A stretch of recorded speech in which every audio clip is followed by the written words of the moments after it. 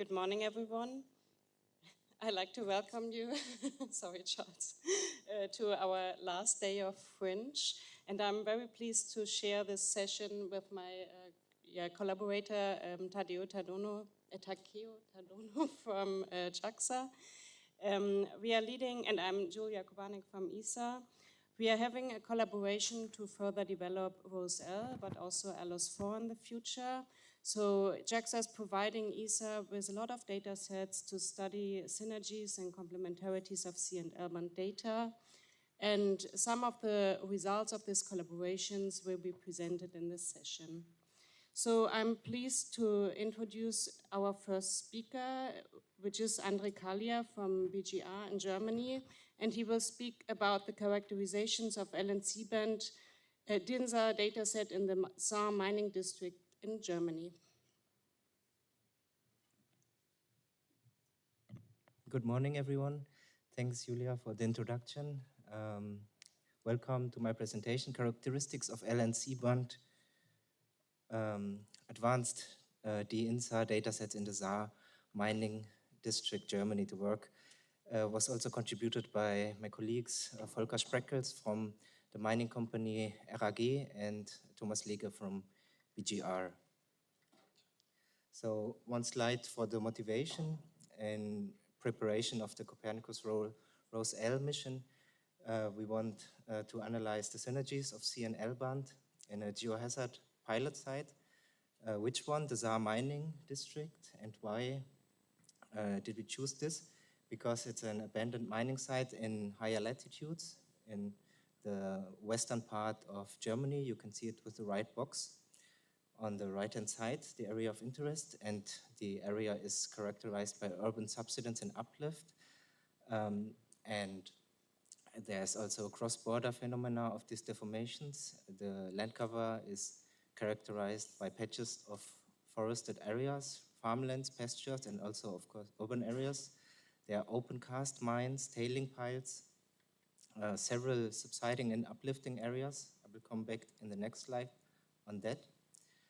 There's extensive data of subsurface geology and mining activity from the mining company.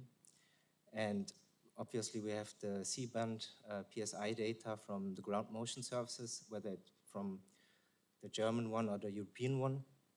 We have extensive terrestrial monitoring, including leveling networks, but also multi-sensor stations combining GNSS, time series, leveling, and corner reflectors, double corner reflectors for ascending and descending. A little bit of history in the Tsar mining district. It has a long history of mining. So you can differentiate two areas. One is at the French-German border. And there was active mining until 2005, causing subsidence. And then after 2005, the mines were flooded and uplift happened. This is also the signal that you see in the European ground motion service and in the German one. And then a little bit north of it, there's active mining, coal mining until 2012, causing subsidence. And then two phases of flooding, causing first a small uplift or stable conditions after 2012. And then it's foreseen second phase of the flooding after 2025, and an uplift of about 20 centimeters is expected. To get you a little bit familiar with the study area, here's the Saarland border of the federal state of Saarland with this black line, and there are several mine water handling areas, and the boundary is shown with these blue lines, and the small blue dots are the plumb shafts where the water is pumped. And before 1969, the mining area was like this, quite big area in these gray colors. And then between 1969 to 2012, it has reduced because of the closure of the mines. And these green rectangles shows the location of these multi-sensor stations, MSSTs, with the corner reflectors GNSS, etc. And yeah, well, there are hundreds of shafts and openings, of course. To give you an impression about the corner reflectors and the multi-sensor stations, I have 3 pictures here where you can see them. So there's this double corner reflector with the co-located GNSS antenna. Yeah, and of course the electricity from solar panels. The location of the others multi-sensor stations are these red triangles, and the location of the 2 ALAS2 footprints from descending and ascendings are also shown here with the green and the blue outlines. And to give you an impression about the GNSS time series, I plotted here the time series from July 2020 until September 2023. It's a daily mean measurements for 5 GNSS stations and respectively the east, north, and up components with the ±2 centimeter scale. And you can see several things, especially in the up component. You can see some seasonal variations, but also in the Anna Schacht, stronger subsidence. And the cause here is the very dry conditions in the summer, for example, in 2022. And you can also see on the right-hand side the top view where you can see the small horizontal component.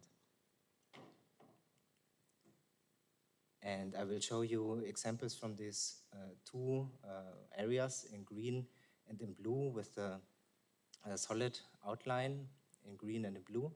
And I have to say that this is like a preliminary results because we just have 11 images for the ascending and 16 images for the for the descending data set. The observation time span is a little bit more than 2 years. It's a strip map observation mode with a high spatial resolution, 3 by 3 meters.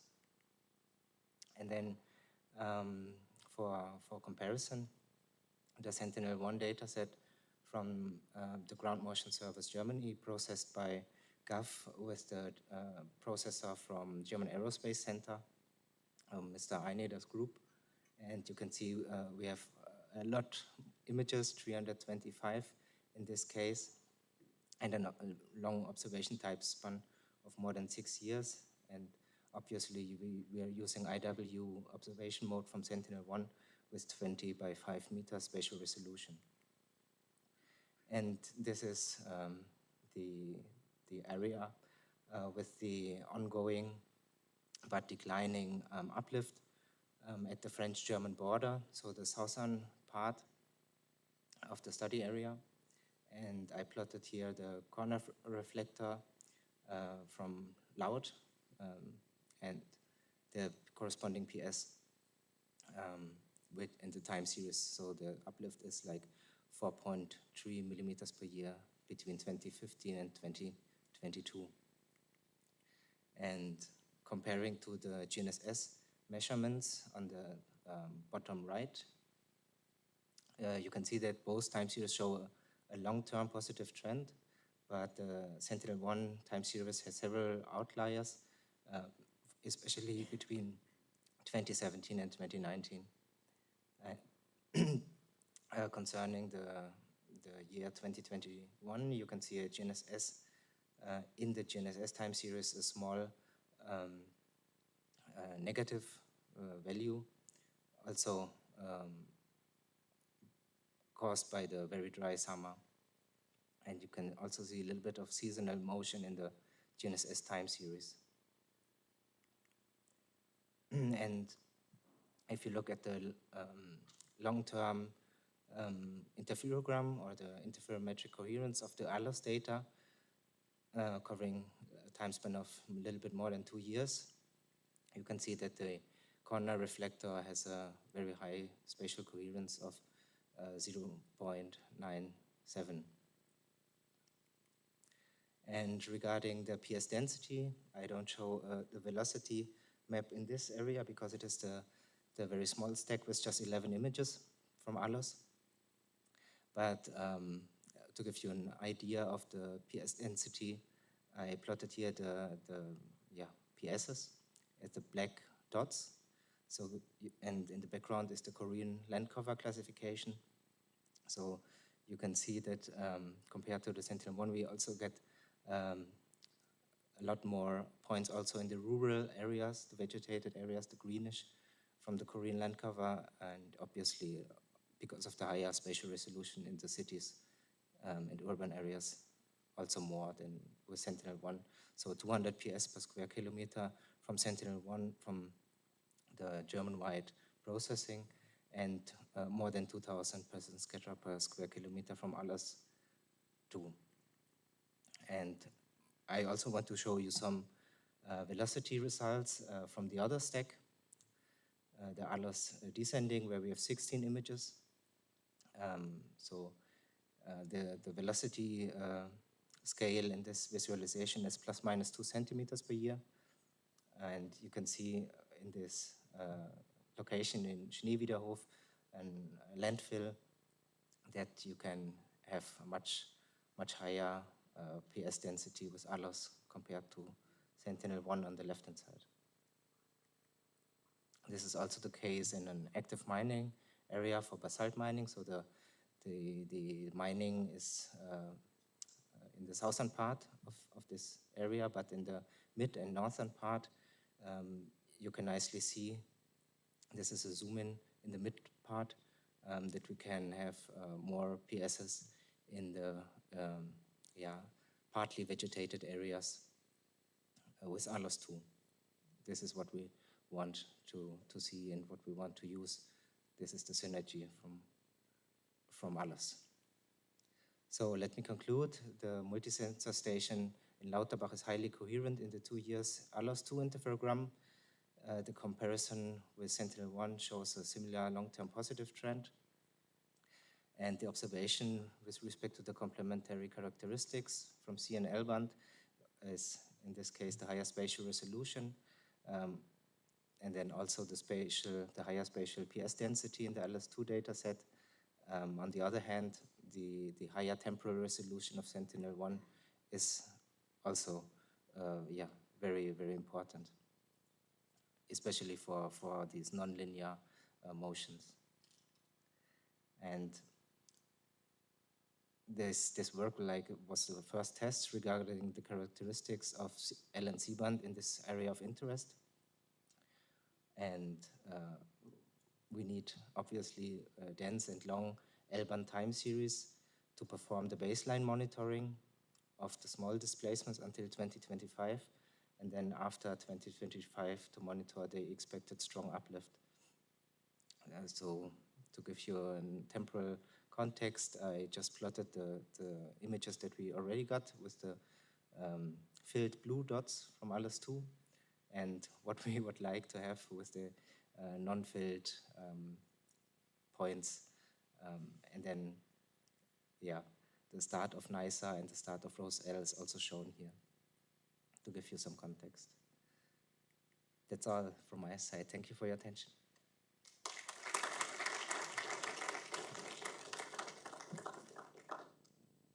Thank you very much, Andre, for this nice overview of deformation in Germany from ALAS and Sentinel-1 data. Are there any questions?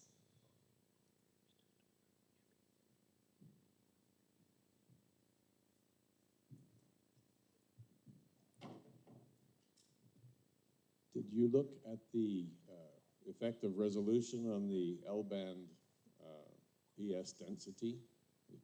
Degrade the resolution to see if you have fewer PS targets? Yeah, obviously this is not a fair comparison because of the much higher spatial resolution directly causing a higher PS density in terms of numbers. So I've just looked visually, and of course in the cities there's a lot more PSs caused by the higher resolution, but because I see also much more PSs in the vegetated area or partly vegetated areas in ALAS, it makes me confident that also the longer wavelengths is contributing to a certain extent to this higher PS density. But yeah, as I said, it's still preliminary because I didn't expect too much. We have low deformation rates, relatively low deformation rates, and a small stack with a small time span. So if we get more images, what we want to do is to resample the data, the ALOS2 data to the Sentinel-1 resolution, and then make it a more fair comparison. Thank you. Any other questions for Andre?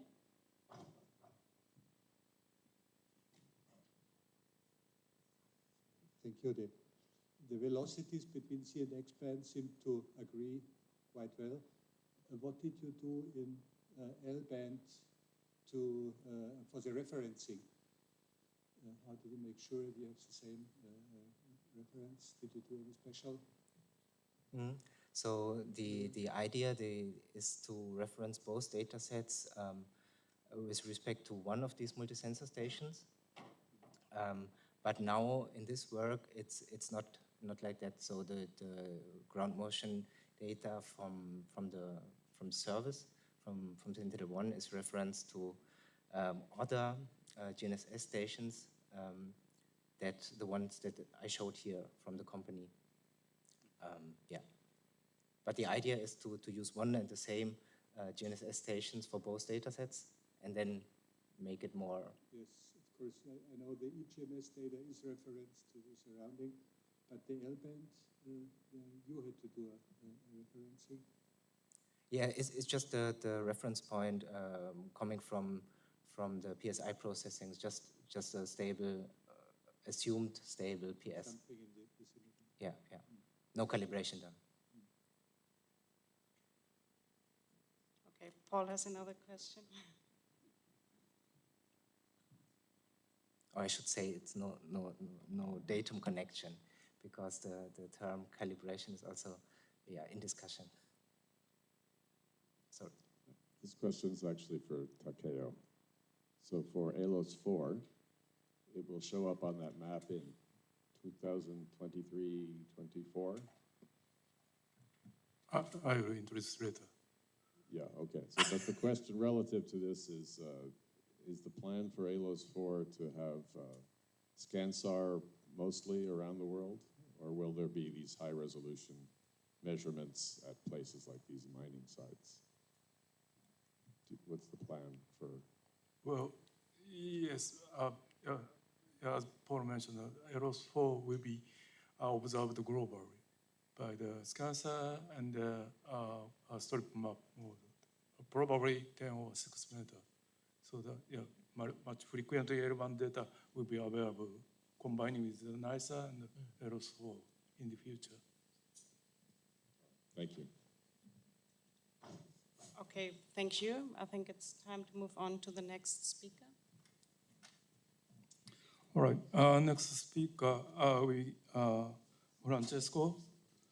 The title is a soil moisture derived from INSA, experiment at the C-band, and a contribution from L-band. Please. Thank you. Let me see. Okay, so we are changing the topic a bit. This presentation is about getting to a product for soil moisture from INSA.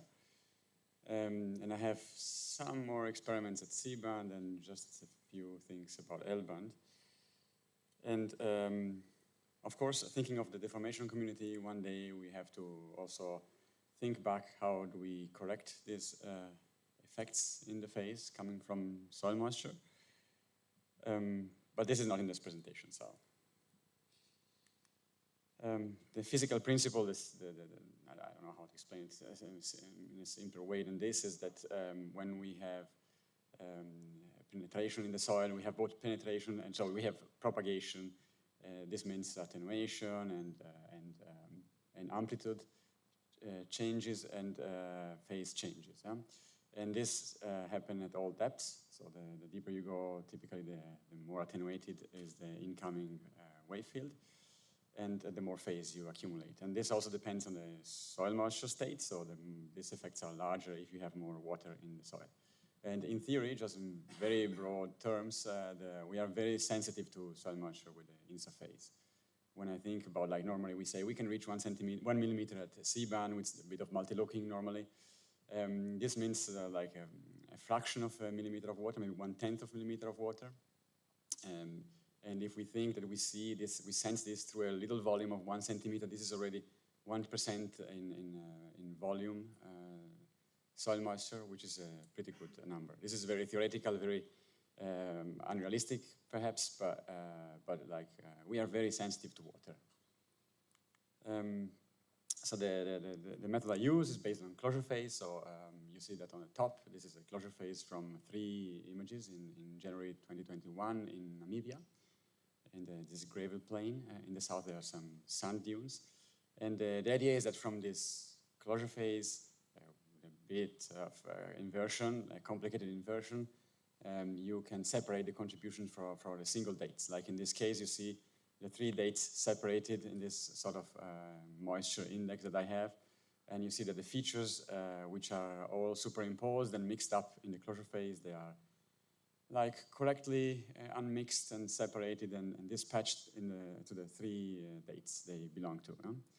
And but of course, I'm not. This slide is a bit misleading in a sense that I'm not really taking one closure phase and I'm mixing a single closure phase. I'm not able to do that.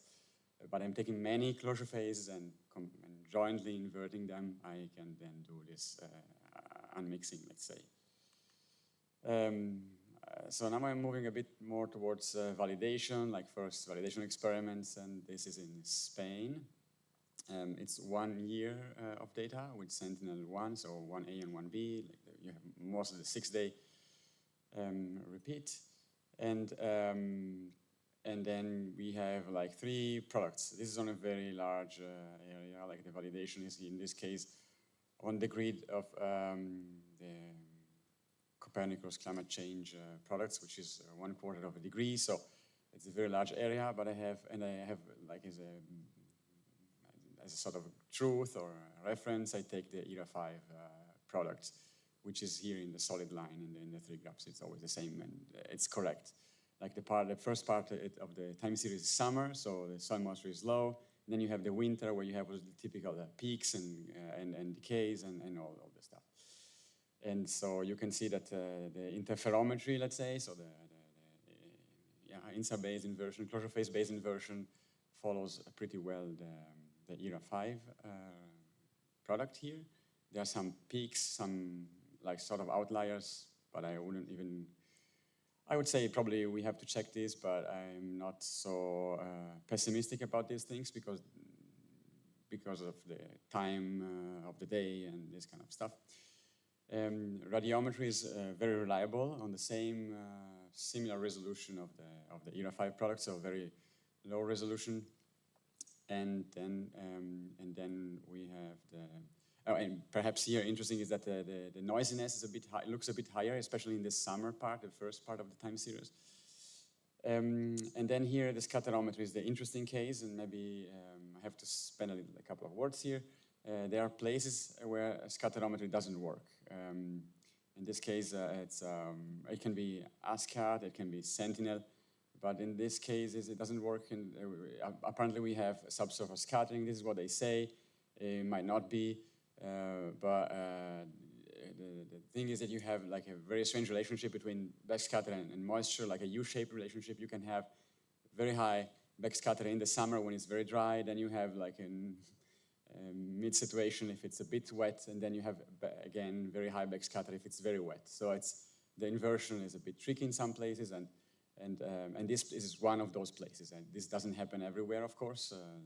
These missions, they work generally, but there are places where this thing doesn't work, and this happens on different scales. Like this is a very low pass situation, but you can also have locally a lot of this strange situation. Yeah, so in this in this first example, in this first study, the deviation I got from ERA5 and INSA was like less than 3% in moisture volume. Well, let's see. This is a more a larger scale. I don't know how to say. Another activity, another first very preliminary cross-comparison of different products. This was done by CNR, the people in the hydrologists in Perugia. They have a lot of products from radiometers, CNX band, SMAP, radiometer also L-band here, and Gleam, some sort of model. Then they have this radiative transfer model of Vienna. And this is one case where the radiative transfer model doesn't work well. You see that even with some temporal and spatial filtering and trying to get the best, the correlations with SMAP and Gleam, they stay in like 0.1, 0.2, so pretty low. And in this case, the INSAR is doing pretty well, as like the correlations are maybe 0.85. I guess could be better. They are not filtering as much as I think they should, because basically these models we are comparing with, Gleam or even SMAP, they have low resolution. So to compare, we should filter in the same spatial bandwidth, and I have a hard time to convince that, but somehow it's coming. So there will be some more widespread activity to test this on different sites. And then maybe here is this slide is about how do we see the interplay between what we can what we can do with backscatter and what we can do with phase. The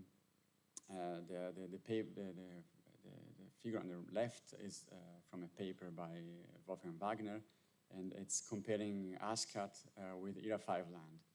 And where the correlation is high, the ASCAT product agrees with the ERA5, and when the correlation is low or even negative, which happens sometimes, the scatterometry has troubles. The model doesn't quite fit, and inversions are not so good. This happens typically in dry areas, like you see all the lot of Northern Africa and Arabia, but also it happens also in the US and in Chile and in Namibia and in Central Asia, like all this Iran, Afghanistan, Kazakhstan, I don't know. And on the right, you have this map of C-band coherence, in this case, summer coherence, which is more or less where I would say that INSAR has a chance. And you see a lot of complementarity, I would say, like where INSAR works, more drier area in this case, because we have C-band, it's where scatterometry runs into trouble. So I would say the two can complement each other pretty well. And of course, maybe I will talk about this later again, but thinking of L-band, the coherence map will change, and we will have much more chances of doing high resolution soil moisture with INSAR. And we don't really know what will happen to backscatter, or I don't know. Here is another, it's a chart to show, to have an impression of what can happen with backscatter. Like sometimes where it doesn't work, because it works, of course, many times. But this is in Libya, and in this date, it's a change with respect to a date where everything is dry, so it should be a proxy for soil moisture change. And you see that the backscatter map doesn't have the same features as the INSAR-based inversion. You see sometimes the backscatter goes up when it rains. Sometimes even locally you can see all these white patches. It means the backscatter went down. And it's very hard to get the shape of the precipitation event, which is much more clear in the INSAR. And so this is one example. Because before you have seen like an example with time series, and this is maybe in space, you can see it a bit better. Okay, and then since we are talking about space, also the problem is the validation of these things. Nobody has moisture sensors in space with the density to validate these things, so it's very hard actually. But I've seen nice correlation with the land surface temperature, which seems interesting. Totally different band, totally different frequency, of course, and these products are derived from, the land surface temperature products are derived from thermal bands. So here you see the soil moisture from the INSAR, and you see I've circled here, highlighted some features, like some spatial features, which I think are very clear. And then this is the same from the land surface temperature from from the MODIS sensor. And I don't know if I have to go back and forth, but the patterns are the same. And land surface temperature, of course, is not always available. Like you have clouds sometimes, and also the signals are very different in time. Like the land surface temperature signals, they decay and they disappear. Like after 24 hours, something like this in these desertic areas, they are just gone. But the signal from INSAR is much more long-lived, like even a couple of weeks, which makes me think, of course, that we are seeing something a bit deeper under the ground and which lives longer. It's the same spatial pattern, but temporal. It's not a story. Okay, another example. This is Namibia. After a rain event, you see often that rain collects into channels. Some geologists call them paleochannels. In this case, I was able to, the coherence is very good, and even at C-band, and I was able to get to a product which posted at 60 meter with 120 meter resolution in a Shannon sense, like that we have to sample twice, whatever. And then on the left, you're on a very similar, in the same place, of course, you see the backscatter change, very hard to recognize any feature. You can perhaps interpret a bit looking at the INSAR product. Like sometimes you see, okay, here it's a bit darker, but really the kind of sensitivity and spatial resolution that you can reach with INSAR in this case, not the same as what you can reach with backscatter. And just on the right, just one Sentinel-2 image, just to show that the features that I see in the INSAR are also present in the optical image, a bit enhanced here, just to get the features out. And but the difference is perhaps that the INSAR thing is we have a movie, and I'm going to show you a movie now. The Sentinel is like a static image. You get the same thing more or less, but INSAR is really changing and very sensitive to what's happening. And here's the movie. It's a little time series. Well, I think the dates are wrong there. It's from end of 2020 to March 2021. And so just a few months, every 12 days, because this is the coverage you have in this place. And you can see just a little zoom of the whole thing, what you can follow the time series, and you can see sometimes you have probably like a widespread precipitation event, so you see the features in these channels like here, and then sometimes you have more localized storms like this one. So you can see that the high resolution is really there. These things might be interesting also for weather forecast, because the initiation of convection is driven by the moisture condition on the soil. So like there are people doing very nice work predicting the convection based on the situation on the ground, and sometimes they have troubles, of course, if they're using the land surface temperature as a proxy for soil moisture, because it's not always available. But Tsar, in theory, could see through clouds, so can see through clouds. So we can have this product more consistently if we just had enough temporal sampling. Okay, then I'm moving and closing with a couple of thoughts about L-band. Of course, I think L-band is very interesting for soil moisture, even though today we don't have so much data and time series and everything. This is a little experiment over Apulia in Italy with ALOS2 data in the Roselle cooperation. The product here is sample at 200 meters, and the total time span is 3 years. I wanted to see this because I've never, I had done work in the past, but with a shorter time span.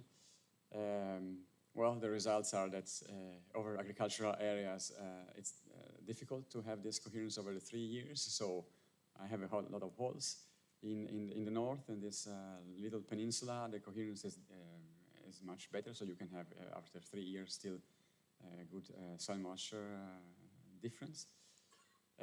Of course, one could think here of processing like shorter time spans and then chaining them, and there are solutions. But yeah, so and the plot on the bottom is comparing the ERA 5 and then the INSAR product and the Tsar backscatter, and they all agree more or less, I would say, with a little bit of differences, but yeah. But of course, this is a very, very preliminary experiment, and especially over agriculture, we should see if we can shorten the time span and see if coherence can support a soil moisture product also there.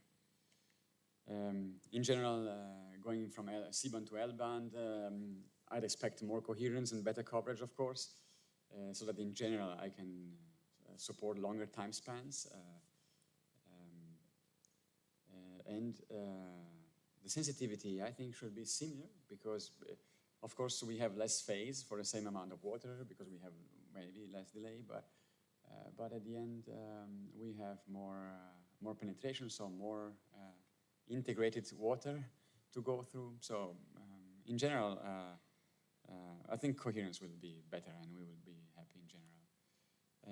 Thinking in particular of Roselle, I think an interesting point is to look at which coherence we expect to get at L-band and which coverage then consequently we expect to have at L-band,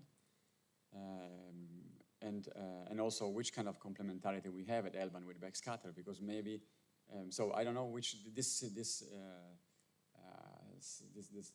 issues with subsurface scattering or whatever it is that's present already at C-band over arid or semi-arid areas might be worse or not, I don't know, at L-band. So, and of course, NISA data are going to be very valuable to have like dense and continuous time series to be able to really to see these things through the seasons and all that. So I'm closing just with a little movie over northern Spain. This is this Ebro Basin. On the bottom you see my soil moisture product, and on the top you see the radar, weather radar of the hours, just the afternoon before the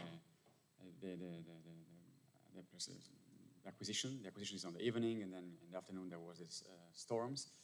And this is another way of trying to validate these spatial patterns, which are otherwise very, so land surface temperature or weather radar. I don't know anything else how to show this on this scale. And then it's the end. So I have a couple of references, which are our old papers, where we had some first examples in L-band, and then you have just 3 examples just to see some nice pattern, precipitation pattern that sometimes you can capture with these acquisitions. So yeah, that's it. Thank you very much.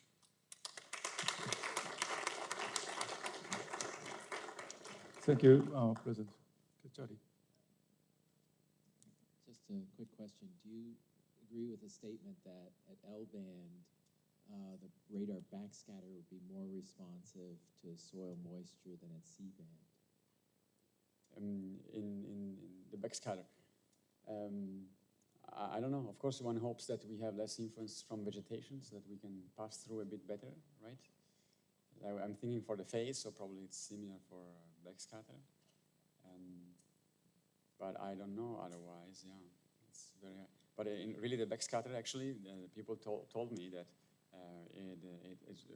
they correlate with soil moisture, but it's really supported by the vegetation itself, so that somehow the water status seems to be like a good proxy for the soil situation, so that somehow, I don't know if we really want to get rid of vegetation, or it's very strange.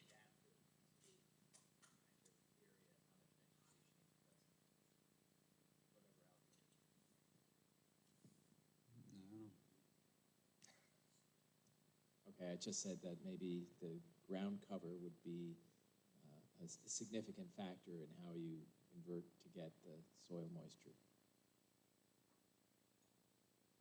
Yeah, I think so, yeah, for sure. Paul. List 1. It's kind of amazing talk. Thank you. Have you looked or thought of looking at the UAV SAR data sets? There's quite a few stacks of L-band data with both 12-day repeat and maybe even shorter repeat.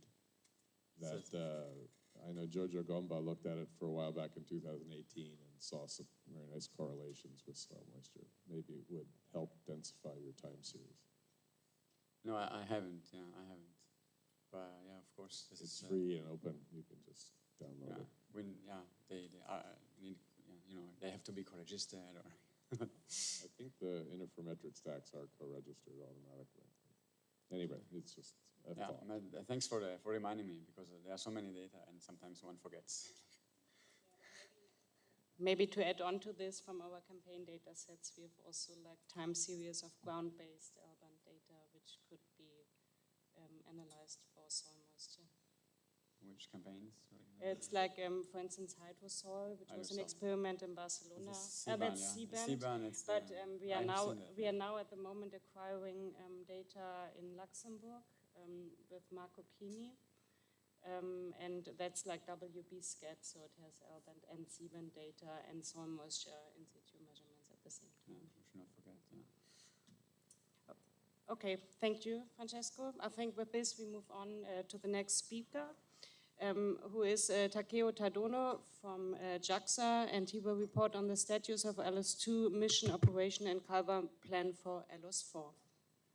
Okay, thank you, Julia, for introduction. So thanks to ESA to invite me here. Take a good opportunity to collaboration between the C-band, L-band, or ESA and JAXA. So again, my name is Takeo Tadono from JAXA. Today I would like to briefly introduce status of the EROS operation as well as the development of the EROS-4. This is outline of my talk. And so I will start from the JAXA's Earth observation mission. This is briefly explain about the JAXA's Earth observation program. So that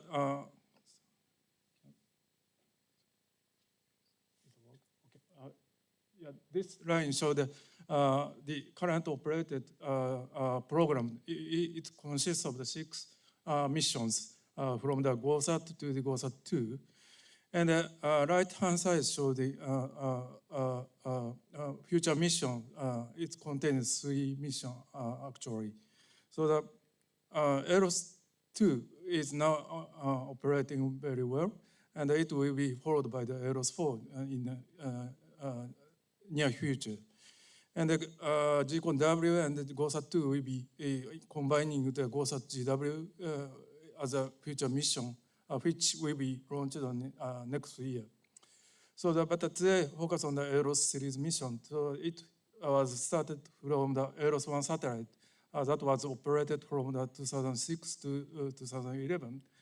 And at that time, we have both optical mission and the SAR mission into the EROS-1 satellite, but that it divided to the EROS-2 and EROS-3. Maybe you know the optical mission of the EROS was followed by the EROS-3, but unfortunately it was launch failed on this March. Actually, it was very bad news in JAXA. But so as a result, the EROS launch target of the EROS-4 is now scheduled TBD. But as a good news, the successful H2A number 47 launched on the last week. It carried on the not Earth observation program, but also the deep space spectroscopy and the Moon Explorer. But this successfully will be pushed to the future Japanese program as well. Back to the SAR mission. Japanese L-band SAR mission was started from the JAXA-1 from the 1992 as a first generation L-band SAR missions. It was followed by the EROS-1 satellite with a pulsar instrument in 2006. And currently we have operated EROS-2 with the pulsar 2. It launched on the 2014 and still in orbit with good health condition. And in the near future, we have planned to be launched EROS-4. So that today mainly focus on the EROS-2 and EROS-4 mission. But actually, we are already starting the discussion, internal discussion for the future mission as a next generation radar instruments. Okay, this is overview of the EROS-2. Yeah, maybe you know about that, but it carried on the Pulsar-2 urban sync aperture radar. And the mission lifetime is the 5 years and 7 years as target. So even in currently more than 9 years operation, yeah, it is under the good condition. Here, the summary of the orbit parameter here. It has some synchronous orbit with 12 local sun time and 24 LST. So this is observation characteristics of the Pulsar-2. The satellite itself can be observed either right-looking or left-looking. And it had 3 major observing modes from the spotlight, strip map, and scanner. And this is a summary of the operation status 9 years. The upper left figure shows the amount of the remaining fuel, and left down is the power generation on board by the solar array paddles. And right upper figure shows the result of orbit control determination accuracy. So these onboard telemetry shown that it has still good condition. And right bottom shown the system evaluation, which is conducted every 3 months. But basically we can say that the EROS-2 and the Pulsar-2 has no anomaly now. So that we expect more longer mission life by the EROS-2. So the calibration result, this is summary of the calibration result of the Pulsar-2 in terms of geometry, radiometry, and polarimetry as well. So these are also still a good condition. And we are frequently calibrate activity using the ground reference data and the onboard calibration mode. So a little bit new information about the EROS-2 data distribution. Since 2022, we are starting to the all Pulsar and the Avenir-2 optical instrument of the EROS-1, as well as scanner data of the EROS-2, starting to the open free data releasing distribution, which is using the JAXA data distribution systems called G-Portal and the Google Earth Engine, as well as Amazon Web Services. For the EROS Pulsar-2 data, currently available only the scanner level 1.1 and the level 2.2, which is also rectified terrain collected data in a sales analysis data format. So that if you have interest in it, please access to them. So I move to the EROS-4. This is an overview of the EROS-4 characteristics. The orbit of the EROS-4 is same as the EROS-2, so that it can be done by the interferometry analysis using the Pulsar-2 and Pulsar-3 near future. There's a mission life in 7 years, and this is, well, yeah, okay. What is the improvement from the historical L-band Tsar system to the Pulsar-3? This is summarized in the left figure. X-axis shows the observation source width, and y-axis shows the spatial resolution as just example here. So we are starting from the JAXA, EROS, and EROS-2 now, and we expect much wider observation will be done by the Pulsar-3 near future. It means that the complete 40 days repeat observation could be done by the Pulsar-3 EROS-4 at least in a middle latitude area in globally. this slide summary of the prototype testing of the Pulsar 3 subsystems. Actually, it was already done, but during the development status phase, we are conducting the several electrical unit tests as well as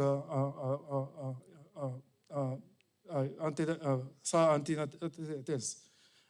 We are starting from the thermal vacuum test in the left-hand side, initial electrical and mechanical test, and antenna deployment test on the ground was conducted.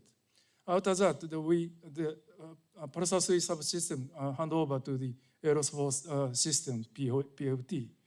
After integration of the satellite itself to the Pulsar 3 subsystem, we are continuously PFT testing. Thermal vacuum test and vibration shock test and acoustic test, EMC, and finally we were done final electrical test. So as a conclusion of the PFT, aerospace, including the Pulsar 3 subsystems, had complete preparation for the launch. So that we are just waiting the H3 launch rocket now. This is characteristics of the observation specification of the Pulsar 3. Again, it has 3 major observing modes from the spotlight. If we compare with the Pulsar 2 one, it has a much wider surface with the dual polarization acquisition could be done in the spotlight of the Pulsar 3. Second mode is a strip map. Here we have also much wider observation as well as a quad polarization observation. In addition to that, we one observing mode called the ionosphere collection mode. It has the other split band bandwidth as a 10 megahertz, which will be used on the ionosphere collection in the atmosphere. Okay, in a scanner mode, it has about 700 kilometers wider surface with 28 megahertz bandwidth. And again, what is the capability of the INSA processing between the Pulsar 2 and Pulsar 3? The summary is shown in the bottom table. Except for the scanner INSA between the Pulsar 2 and Pulsar 3, we can done by the both Pulsar 2, Pulsar 3 interferometry processing. So that we are expect much longer time differences, subsidence estimations application. This is initial operation plan of the AEROS 4. As a current plan, after launch the satellite, we have 3 months initial checkout, then 3 months for the initial caliber activities. During this initial caliber phase, we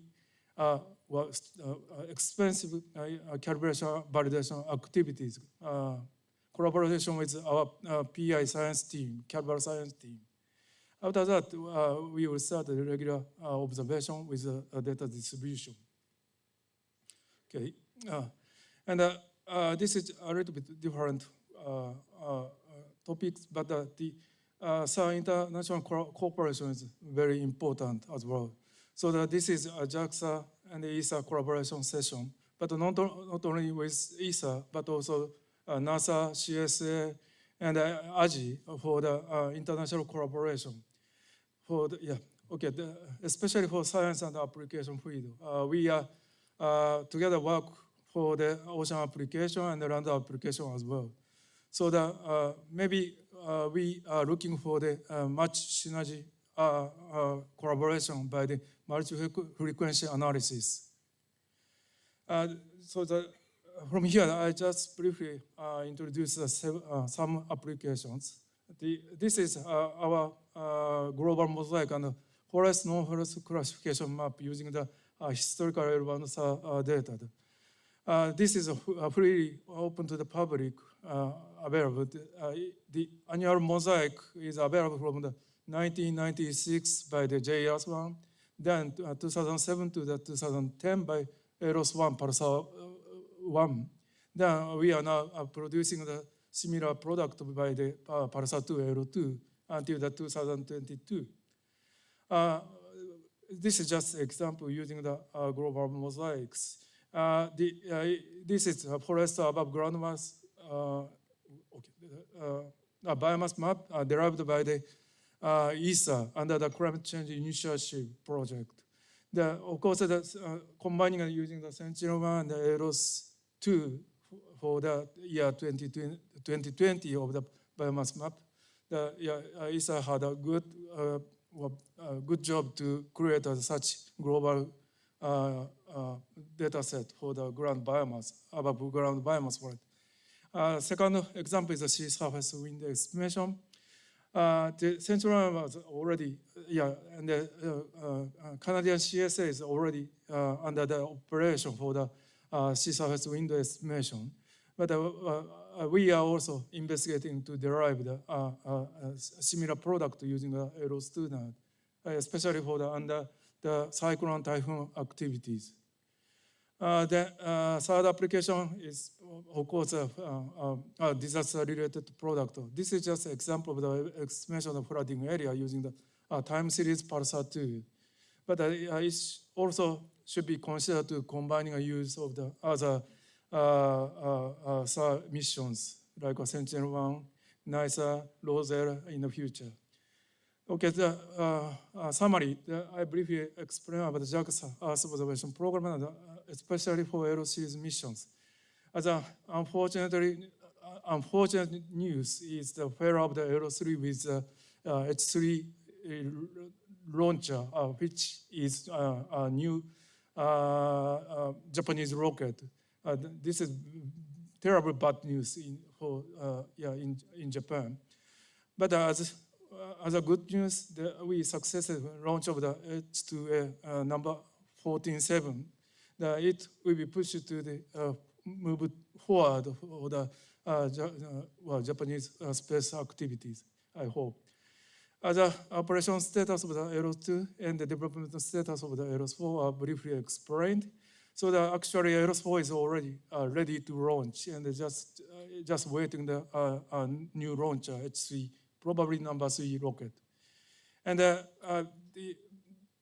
very important point is that collaboration with the international agency as well as the private sector will be much important in the near future to expanding the application field especially. Thank you very much for your attention.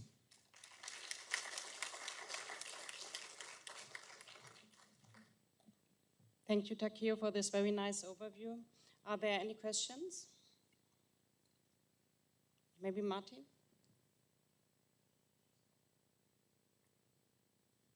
Okay, thank you very much for this presentation. Maybe you mentioned it, but on the operation plan, how many minutes per orbit can you operate ALOS 4? And do you also plan to operate it in a kind of mapping mode similar to the Sentinels in Copernicus or similar to NISA, so to be regular large areas? In which areas would these be? Okay, thank you very much for your question. Sorry, probably the duty cycle of the EROS-4 will be the 50%, so the 50 minutes per orbit or something. And regarding the observation plan, we are also now developing the basic observation scenario for the global acquisition by the EROS-4. So it is now still under discussion with our users. But before launching the satellite, we will open to such information to the public. But basically, again, a global observation will be done by the scanner and 10-meter or 6-meter strip map. Okay, I think then Anna, please. Thanks very much. It's great to have ALOS Pulsar acquiring brilliant data that we can use to enhance all of our science. I'm particularly pleased with the acquisitions that ALOS Pulsar has acquired over the polar regions, which is the area that I study. So I really want to support JAXA and the team to continue to acquire brilliant data over Antarctica and Greenland going forward, I think that there will be a really nice opportunity to do inter-comparisons between the L-band data that you're already acquiring, comparing that with our products from C-band Sentinel-1 data, and also DLR TerreStar X-band data, and hopefully that will put us in an even stronger position to prepare for the Roselle mission launch by ESA in the future. Do you see any opportunities for collaboration on calibration validation campaigns in the polar regions using the L-band data that you collect? Yeah, thank you very much. Yeah, I think so. Actually, yeah, we are continuously conducting the Earth observation research announcement. Another such EORA, we can have a good collaboration with every researchers, especially for some intensive observation for the research purposes. It's possible. Okay, thank you. Is there another question? Okay, thank you, Takeo, again.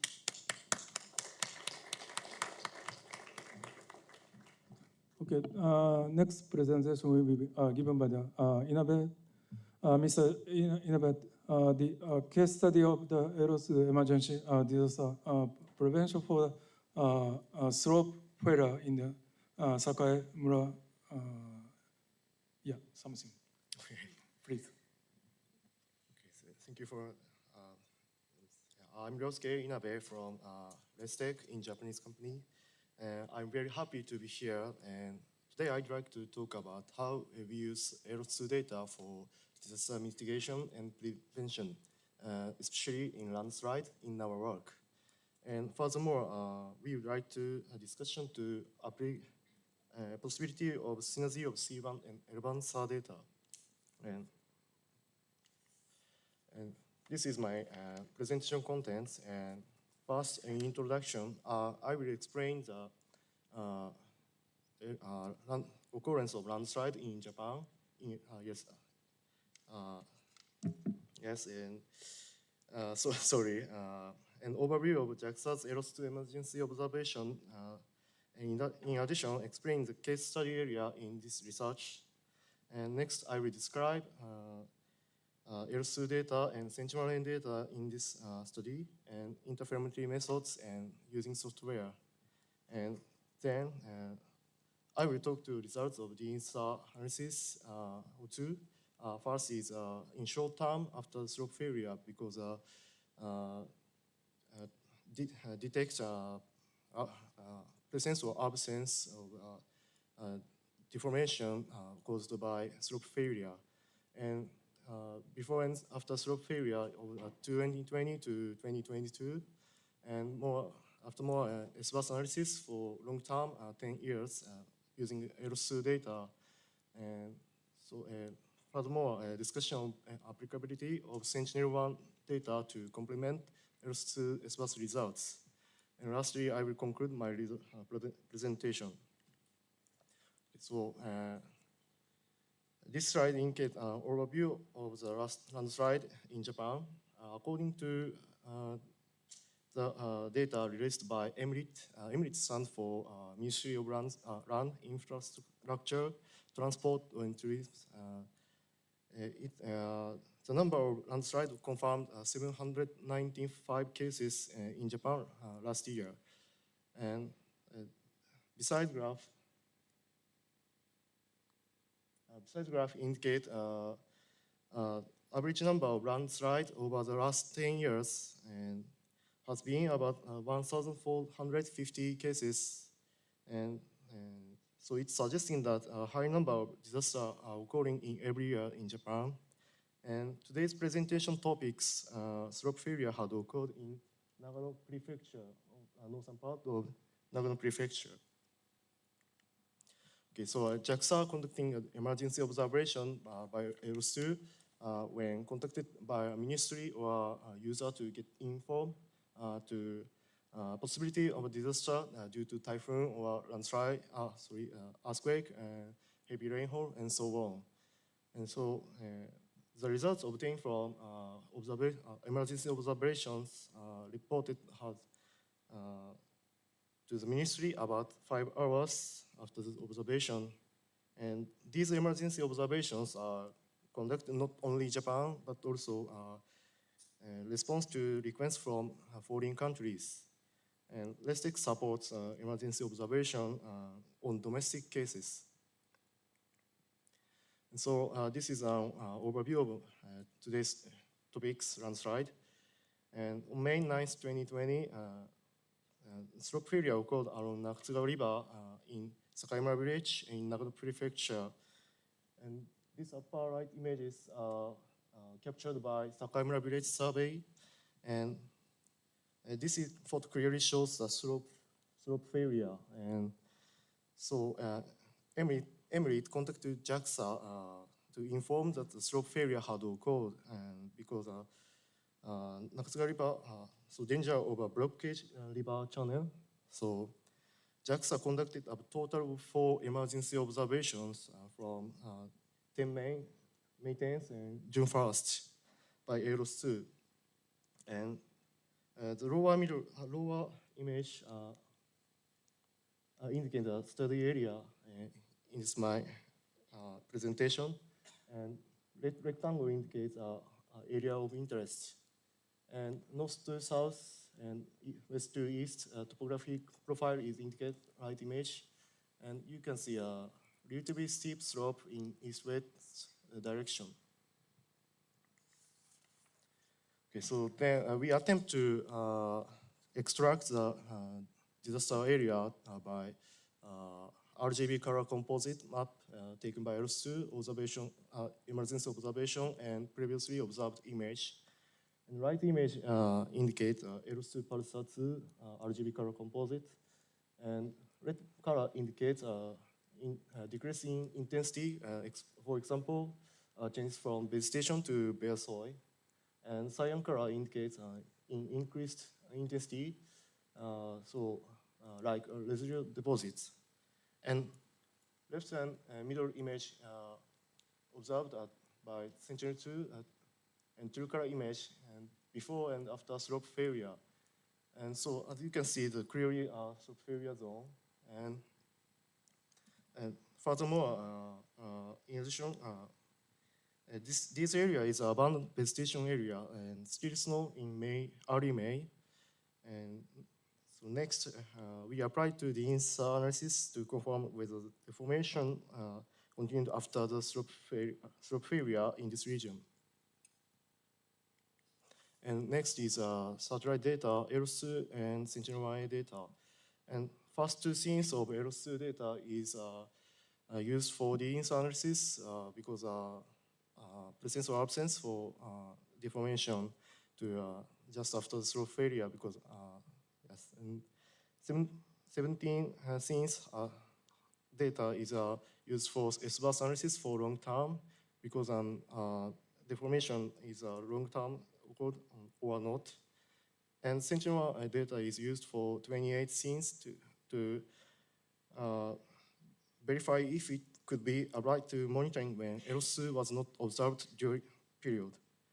This study area is well known for its heavy snowfall, so we used only data in the non-snow season. And this slide is a method and using software. We use Gamma software for the inside and S-bus analysis, and threshold term and perpendicular baseline used for 730 days and 1,000 meters respectively in this research. And we will talk about the results of this research on the next page and beyond. This slide displays the results of the INSA analysis from ALOS-2 data and 14 days and just after slope failure. And right image is observed by Sentinel-2 optical image observed after slope failure. And this INSA results image color map shows displacement away from satellites in warm colors and towards satellites in cold colors. And according to this the INSA results, no signs of displacement around the failure zone. And so therefore it is considered landslide is not continuing after the failure. And this slide indicates a result of the DINSA analysis about 2020 to 2022. And now, including this time of stroke failure and found subsidence or westward displacement upper part of the stroke failure. And right image, the landslide distribution map released by NID, and it's illustrating the past landslide area and overlaid on the left image. And so we believe that displacement is caused by landslide because detected area almost matches with past landslide and landslide areas. And furthermore, a detected displacement area is located upper part of the slope failure zone. And so we carried out the SPAS analysis next in order to survey the information for a longer period. This slide indicates result of SPAS analysis, cumulative displacement by SPAS analysis for LS2 data for each observation date, reference on October 2014. And it shows deformation from satellite in the upper part of the slope failure throughout the SPAS analysis period, and which increasing values closer to the failure zone. And this image, left image, indicates a cumulative displacement at 27 June in this year, which is the latest observation date. And the right graph indicates time series trend for each observation date at the number 1 to 4 point located in the left images. And the deformation away from satellite detecting the upper part of the slope failure in seen throughout analysis period, and deformation almost matches with past landslide areas. And so discussion of applicability of Sentinel-1A data to LS SPAS results. And in this previous slide, we have identified trends in long-term landslide deformation in these study cases. However, more high-frequency monitoring is needed to find what factors causes landslide, such as this one. And so, in other words, this could allow for countermeasures to be taken if there is an inflection point of landslide velocity. Specifically, if it is necessary to keep observation for this purpose at least once every few months. And I think this task will be overcome when LS4 is launched in the future. Sentinel-1A was selected as the most appropriate data to overcome this task in current situation. So first, we conducted a DINSA of Sentinel-1A over about the same period of time in 2020 and 2021 and 2022 as a LS2 observation period to check its interferometric properties. And the results are shown on the next slide.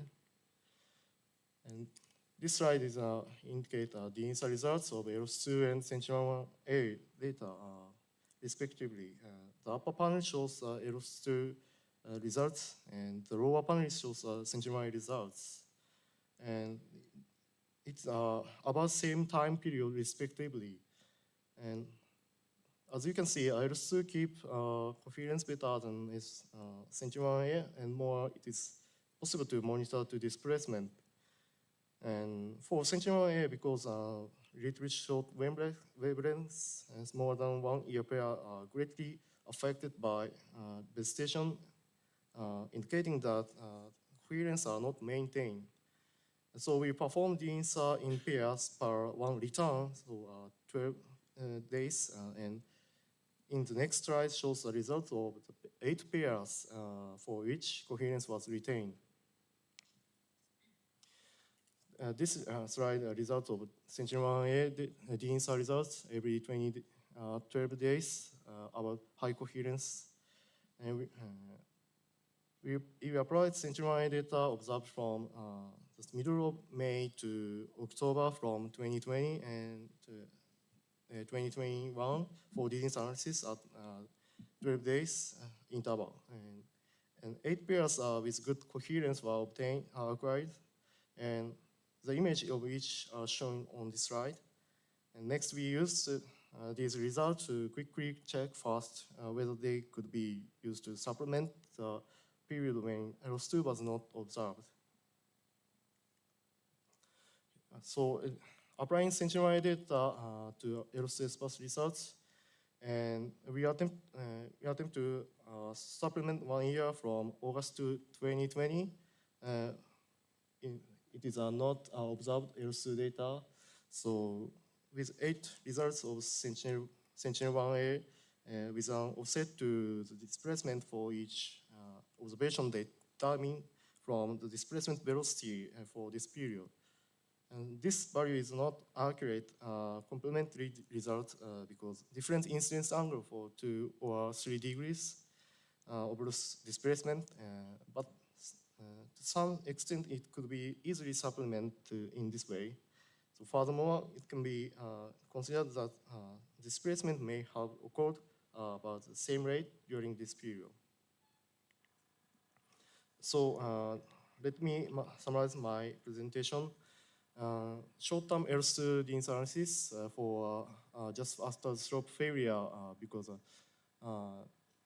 to detect presence of abscessional deformation occurred by slope failure. As a result, no trend of displacement was observed after the slope failure. And a long-term S-bus analysis by LS2 data showed displacement around the disaster area throughout the analysis period. And in addition, these results were making for disaster warning by local government. Yes, in order to detect displacement with high temporal resolution for landslides that occurred in this study area, so we examined the possibility of applying sentinel data to cover a period of time when LS2 did not observe. As a result, we found that interferometric coherence was kept in part of the pair for 1 observation cycle, and it was possible to use for this task, but it was not sufficient, so we plan to continue this study.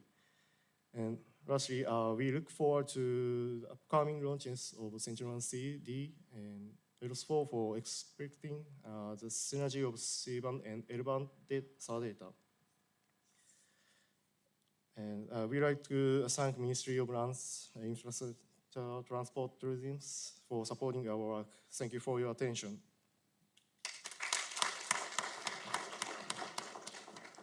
Thank you very much, presentation. Are there any question, comment on that?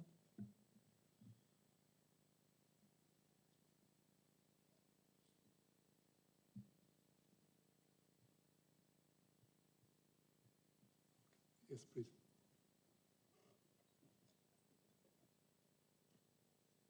So I understand you were using the ALOS-2 strip map mode. Did you also look at the ScanSAR to get the more frequent observations?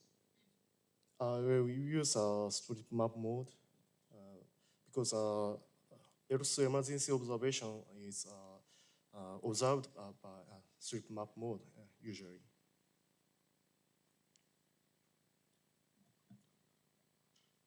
Any questions, comment for him?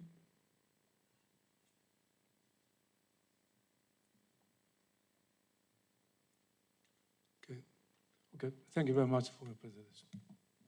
Okay.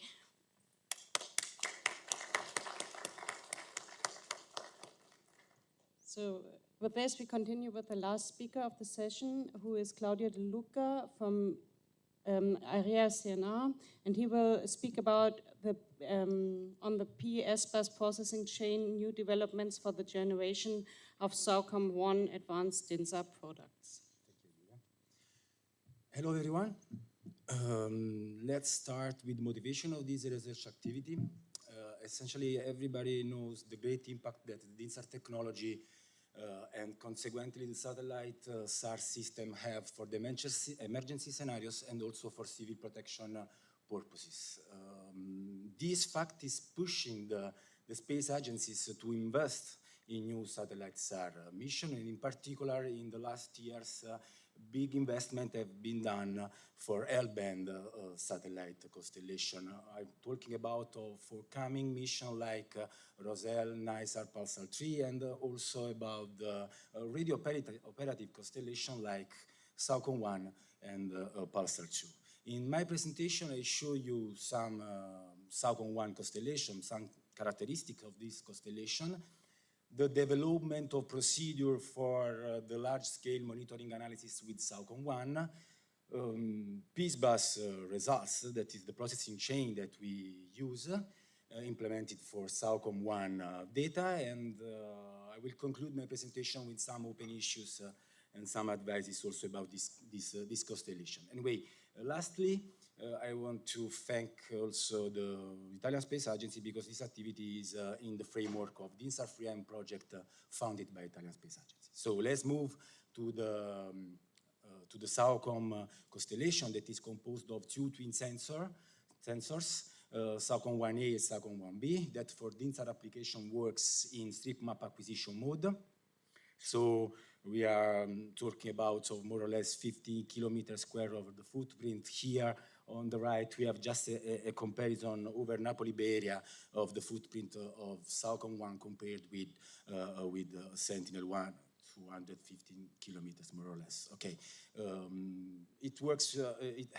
This constellation has a resolution of 545 meters for single and dual polarization. Obviously, L-band, we are talking about 23.5 centimeter, and with a revisit time of potentially 8 days, because there are two sensors, but acquiring in a strip map mode, if you want to guarantee a global coverage, this revisit time grow up to more or less 1 month. And this system, combined with the Cosmos SkyMed, generates the system CSG system, where the satellite flies on the same orbit, so can be also used for specific application together. So let's move to this slide. Essentially, when we start working with Saucon 1 data, we don't want just to generate the INSAR results, but we want to implement a large-scale monitoring service with Saucon 1. To do this, it is very important and fundamental to implement some procedure to merge, let me say, the adjacent slices, okay? Because to guarantee that the user area of interest is fully covered by your data. This is just an example over Napoli Bay Area. On the left, we have the yellow square, that is our area of interest, that is not fully covered by the Saucon 1, by just one slice of Saucon 1. So you need to just merging these two slices, and then you have just one SLC, and you can also just cut over the user, the area of interest to improve the performances and to reduce the processing time of your processing chain. And to do this, that is essentially quite straightforward for Sentinel-1 and also for Cosmos SkyMed, is not for Saucon 1. Indeed, you need to implement some procedure more to make this merging procedure possible, okay? First, you need to make a slice resampling on a common temporal grid, and you need also to make a phase shift estimation and compensation. The first procedure, why you need to make a resampling on the same temporal grid. Essentially, if we consider two adjacent slices that in this slide are reported in red and blue one, okay, these adjacent slices have fortunately the same PRF. Good, but you have a sort of temporal shift between these two slices that can, and this shift can reduce, let me say, the quality of your differential interferogram. So you need just to resample the adjacent slices with respect, in our case, we use the first slice, but you can use any slice you prefer. But this procedure is not enough to guarantee an high quality of your differential interferogram. Indeed, if you try to perform an interferogram by merging 2 slices for the master acquisition and 2 slices for the secondary acquisition, as you can see in this slide, and in particular in the zoom here, there is some phase inconsistencies in the overlap area between the adjacent slices, a sort of phase jump. And why you have this problem? Because the adjacent SAOCON1 slices have not only different temporal reference, but have also a different phase reference. Indeed, if you, in a very easy way, estimate the phase difference in the overlap area for the master acquisitions and for the secondary acquisitions that are reported in this histogram here on the E and F histogram, you can see this phase difference in the overlap area is different from 0, and it should be 0. So you just need to estimate this phase difference, to compensate this phase difference, and to improve the quality of your differential interferogram. Another experiment that we perform with this data, a 300 kilometers long interferograms over the Italian Alps, retrieved by merging 4 slices for the master acquisition and 4 slices for the secondary acquisition, before and after applying the phase shift estimation and compensation. On the top you have the result before the implemented procedure. As you can see in the zoom, there are the phase inconsistencies that are gone when you apply the implemented algorithm. The results is very impressive. I would like just to spend a few words about the great coherence that you can retrieve with the L band over the Italian Alps. This interferogram is incredible, let me say. Okay, let's move to another problem. That is not a problem of the sensor of the constellation, but actually maybe it's a problem of the ground segment that release several kind of orbit. I mean, in some case, we have a big problem with a low accuracy of this state vector.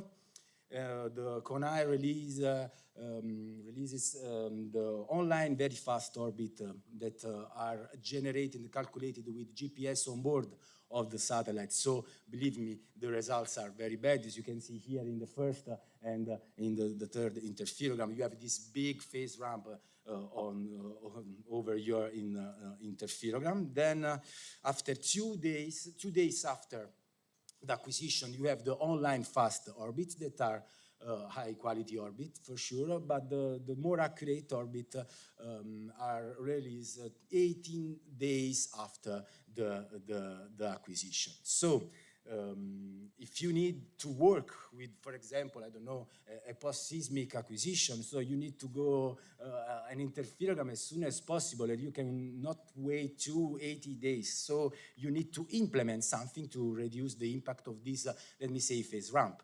This is just a block diagram of a piece-bus strip map processing chain implemented, and starting from the SLC acquisition up to time series generation. When you arrive, let me say, to differential interferogram, you need to implement a step more, let me say, that is the estimation of this phase ramp, and you can apply different method to do this. If it depends by the accuracy that you want on your differential interferogram.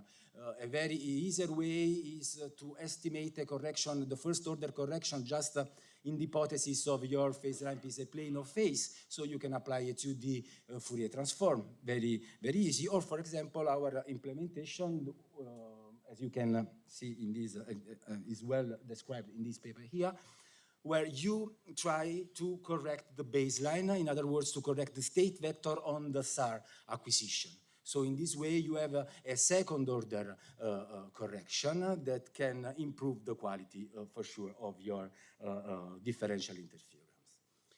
Then, when you work with the band, yes, you have to spend time to implement, we think, new idea, new algorithm, new approaches, let me say, for the phase unwrapping procedure. Because you can benefit from the high coherence of your interferometers with that band. You can benefit so of your small baseline in interferogram. As you probably know, our approach for piece-bus process in our processing chain for the phase unwrapping procedure is the well-known extended minimum cost flow that is essentially a 2D plus 2D phase unwrapping. You have a temporal phase unwrapping and then a spatial phase unwrapping. Essentially, it works in this way. You have a data set. This is a SAOCON1 data set over Napoli Bay Area. Okay, you connect the acquisition. You connect, you connect the acquisition with the Edeloni triangulation, where essentially your the arcs are your interferogram. Then you apply the small baseline constraint, so you remove some arcs and you move from a Delaunay triangulation to a so-called reduced Delaunay triangulation, and in some cases you need also to reject some acquisitions that are totally far from the average orbital tube. And yes, usually we work with this kind of network, but with L-band, you can benefit of a lot of small baseline interferogram and coherent interferogram. So our advice is to implement different approaches to benefit of this redundant interferogram network that you can generate with L-band system. And this is very useful not only for the estimation of the deformation, but also to make your inversion phase moving from the interferogram to the acquisition more robust also with respect to the phasor wrapping error. Okay, let's move to some results. This is the piece bus processing analysis with the Saucon 1 over Napoli Bay Area. This is the mean deformation velocity map, and we have just some plots of a pixel located in major deforming area. For example, on the left we have a huge damp affected by a continuous subsidence just far from the Campi Flegrei. Then we have a pixel in the middle, here. Located in the Pozzuoli hamlet, so affected by the uplift, affecting, yes, the Campi Flegrei since a lot of years. And then we report a profile of the Campi Flegrei, of the mean deformation along the Campi Flegrei that clearly showed the well-known radial geometry of deformation pattern field affecting this area that are in good agreement with the analysis that we do with also other sensors, other bands, and other constellations. So let's move to another example, actually to another hazard, natural hazard, that is actually the first hazard in Italy that are landslide. This is Tuscany region, and here we report some example of landslide affecting this area, also in urbanized area, so very dangerous. And here we have a pixel on the left, in Zeri region, and on the right in the Fontana Fredda hamlet, okay? But you have a lot of phenomena actually just in this area. I would like to spend just a few words more about the great impact in terms of final measurements point that you can retrieve with the L-band analysis. This is the Sentinel-1 analysis that we provide each 6 months for the Italian ground motion service for the Italian ministry. Okay, we want just to compare the coverage with the L-band analysis. This is a zoom. The impact in terms of final measurements point in this rural area is very impressive. And if you zoom in some specific cases of landslide, in particular, on the left here we have the analysis with the Sentinel-1, where you are able to detect, yes, the impact of this landslide, but on the right you have the L-band analysis, and you are able to fully reconstruct the body of your landslide. In terms of deformation rate, yes, in the common pixel, we can see that are in good agreement with also Sentinel-1 analysis. So I don't need to convince you about the improvement of the coverage with L-band in rural area, but actually we have an improvement for the distributed scatterers. But you can also improve the final measurement point also for persistent scatterers. This is just an example in Rome. Here, this is the Bridge of Music. That is a metallic infrastructure, okay? On the left, we have the Cosmos Skymed piece bus high resolution analysis, where you can see we have no pixel on the bridge. It's a very strange thing. On the right, we have the L-band analysis. And we suppose, where we have a lot of pixels on the bridge, okay, and we suppose that actually the problem of the loss of coherence in the X-band is due to the strong vibration of this pixel impacting the X-band like a noise. Okay, while the L band is more robust to this kind of effect, generating, yes, the time series that is this is a pixel on the bridge, where is clearly evident also the seasonal behavior of the thermal dilatation of the metallic infrastructure. Another application, okay, this is a tragic event, this is the area affecting the tragic event of Turkey in 2023, earthquakes. Okay, this is just actually a small piece of the full analysis that we performed that has been presented by my colleague Pasquale Striano, where we reconstruct the full body of the deformation with the SAOCOM 1 data.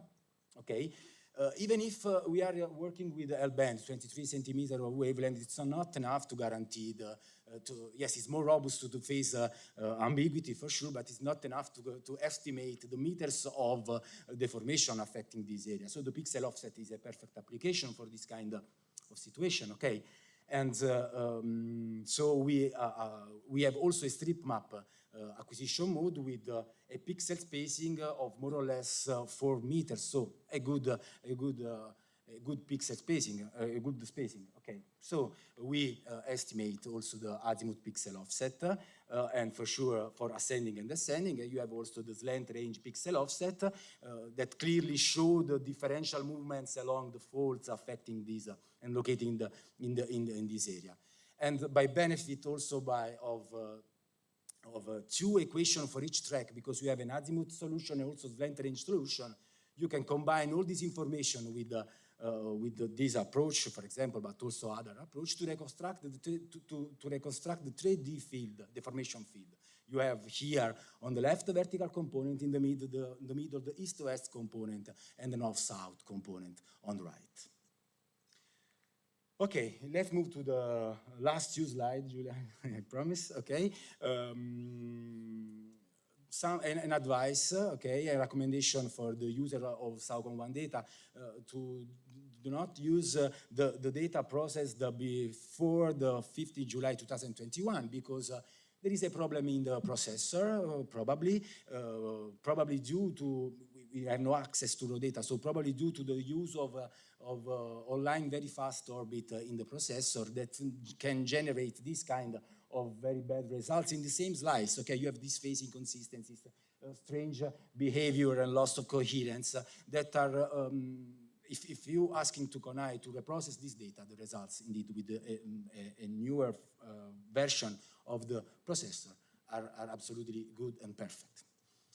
Okay, last slide. Just few days ago, we were working on Little Rutur, sorry for my bad pronunciation, the eruption in Iceland, the eruption of the volcano in Iceland. Yes, we generated the SAOCOM 1 interferogram that seems to be very, very good, coherent. Yes, you are able to see the pattern of deformation, maybe also some big fringe due to the ionospheric effect on the area. But the very strange thing is this one, when we try to apply the pixel offset technique, that where the result are absolutely unreasonable, in particular in azimuth, where you have this deforming strip affecting the image.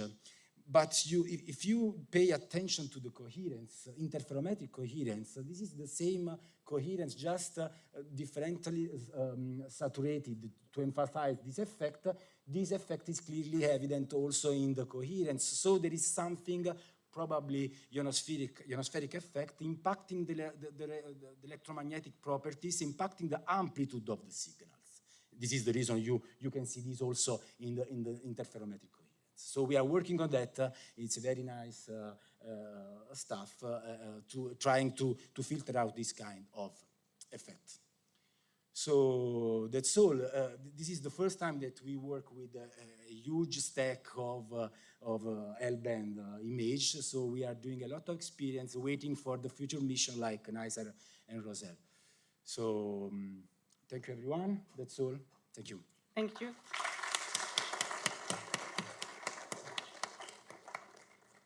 Thank you very much, Luca, for this very interesting insight into SAOCOM time series and very different applications. I think we can learn a lot from this. Are there any questions for Luca? There's one up there.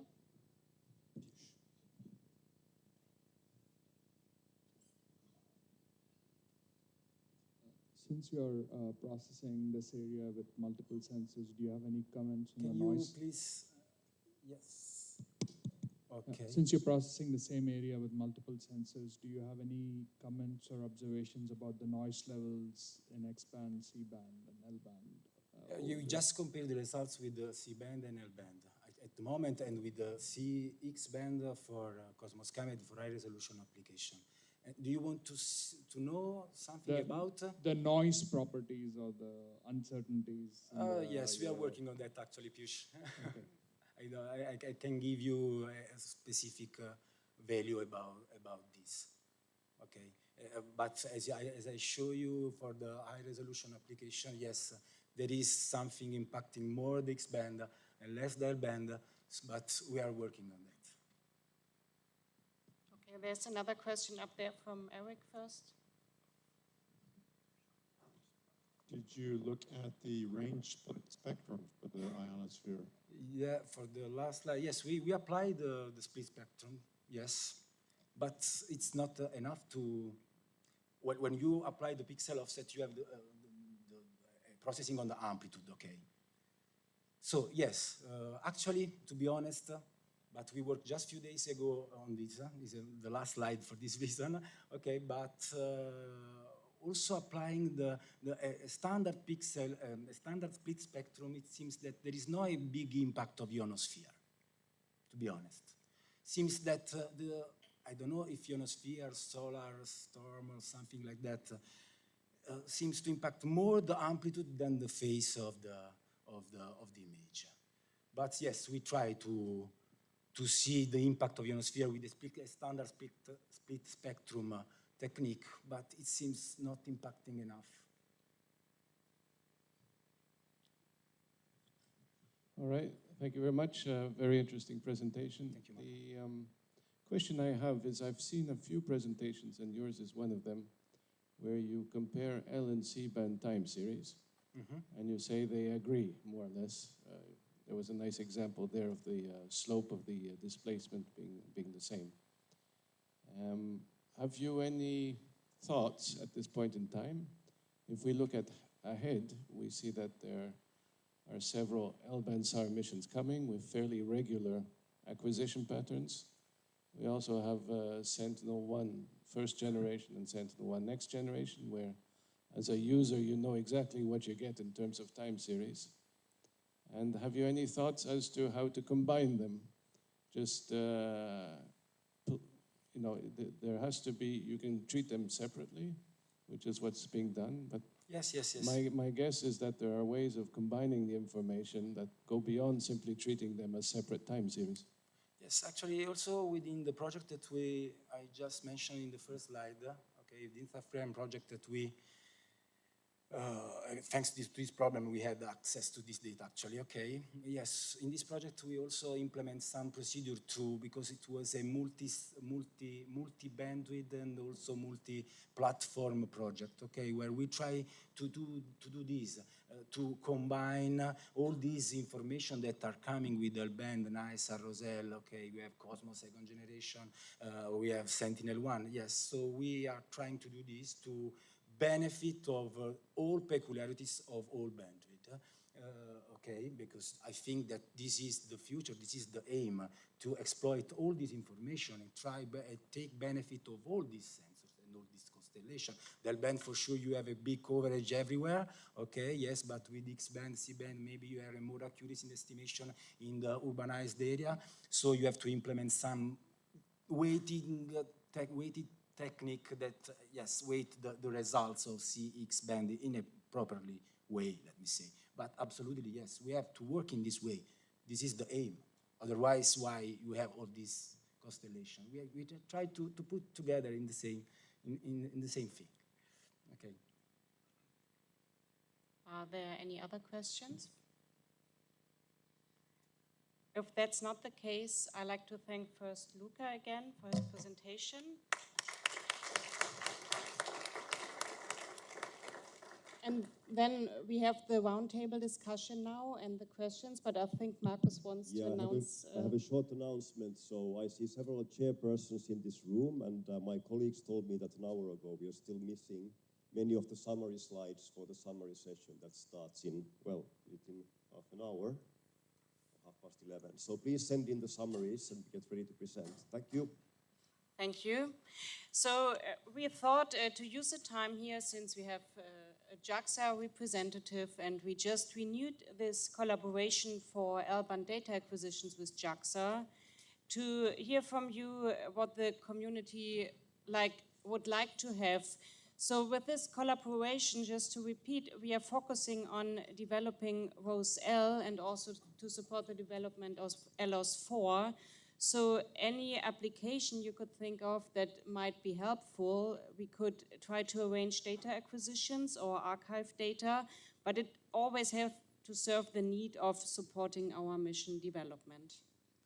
So are there any comments from you or what would be required?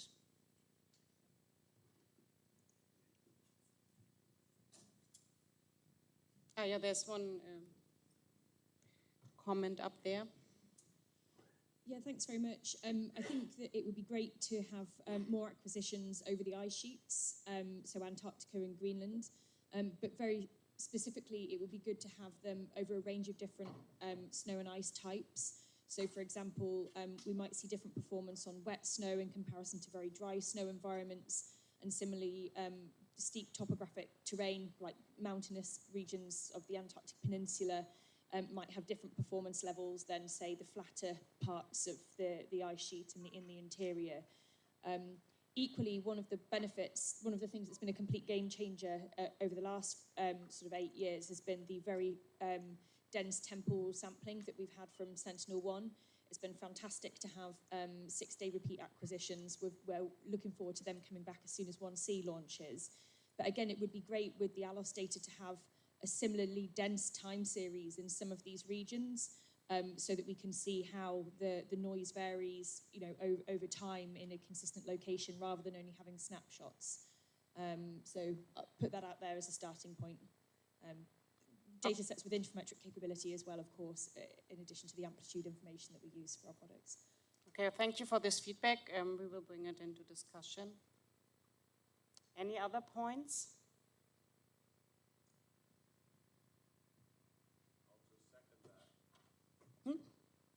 Okay, there's one comment down here. The lower one, and then we go up. Yeah, didn't see you first. I just said I will second that.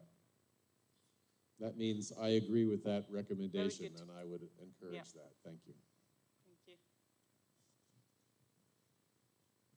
So maybe one comment on, let's say, a more direct connection or joint processing of different bands there. I mean, we're still maybe a little bit discussing whether we should stack up Sentinel first generation, ROSE-L, really close to each other, mimicking same acquisitions within minutes or so. So I was wondering if such a situation could be recreated, for instance, with ALOS Pulsar and Sentinel first generation. Because I'm thinking now, I mean, people are showing this problems with the atmosphere, or especially now with the ionosphere.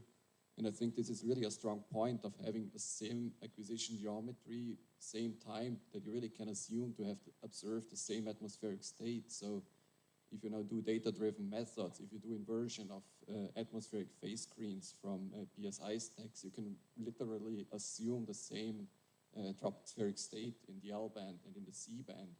You have a scaling knowledge how you can scale a ionosphere from C band to L band.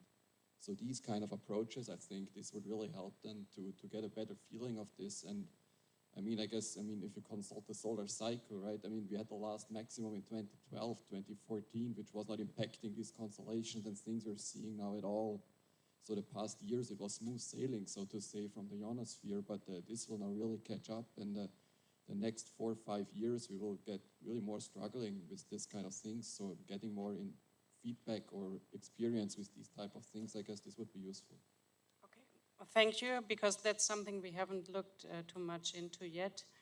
There are a few data sets available, particularly over sea ice, where we have tasked ALOS data to be like almost at the same time as C-band data. And if you are interested, we can have a look in the data, and you are happy to check what is there and to suggest what we could acquire in the future. Maybe also to advertise here from ESA's side, because you mentioned ionosphere, we will issue an ITT for an ionospheric study, hopefully by the end of the year, where we will aim to study the effects in L-band data. Are there more comments or questions?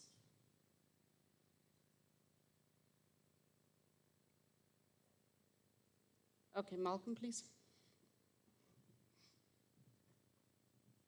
I'm not sure I'm allowed to make recommendations to my own agency, but just to come to one or 2 points. One was a very good one I just mentioned right now, which is and it illustrates nicely the point I was trying to make about the combined use of L-band and C-band for time series and for not just treating them separately, but using, for instance, results from C-band perhaps to address things such as ionospheric correction. So I would encourage the community to think further in terms of how to combine C and L-band in a sort of optimized way. The other observation I made, so I'm just building on what was presented and not inventing anything new, just to be very, very direct. There was some nice examples of new applications, for instance, using the phase for soil moisture, where, as far as I understand, you get a sort of average soil moisture over the interval of the actual interferogram that you're using to generate the phase, but which lacks a lot of validation at this point in time. And the point of validation of some of these new products is one that was made, and I was just wondering if in addition to sort of campaigns and these types of things to address it, where I think agencies can also work together quite well and put together funding. I was also wondering, in addition, some of these phenomena can be studied at high resolution with the support of, for instance, ground scatterometers. There's a sort of renaissance, at least in Europe, of a number of ground scatterometers that allow you to study in great detail what is happening at a small scale, of course, at the field scale, but they could be used to address perhaps the potential of these new products in trying to decouple, for instance, intensity versus phase signals and what they mean. And maybe to add on, the campaign data from ESA's campaigns are all freely available on our website. Yeah, just to add to that, we had discussions in several sessions about how it's actually the phase closure that shows a strong correlation with the soil moisture. So that's something that probably ESA could support more studies on. Maybe I can also quickly respond to this. So for the development of ROSE-L, we designed a science plan, and we have like several studies defined that will be kicked off in the next years, focusing on questions like soil moisture, land, ocean modes. Okay, there's another comment? I'm making my usual comment. In general, for this studies, what I think we need is like regular and long time series. So this is what, okay, maybe we have some UAVSAR, we have some SAOCOM now as things are popping up, but this is what's really, like it's, when you're trying to develop something, it's not having a global coverage, which is important, but having like a consistent time series somewhere, maybe over different line types, of course. So if ALOS-4 can help with this, of course, welcome. If NISR is coming, super happy, so anything. Yes, we are trying to started building up time series, but the orbit time of ALOS-2 is not that long anymore. So, for instance, Andre for the surface deformation had to wait quite some time until he could even start the analysis to have sufficient data sets available. We are very much aware of this, and we are trying our best to address this and to generate some time series.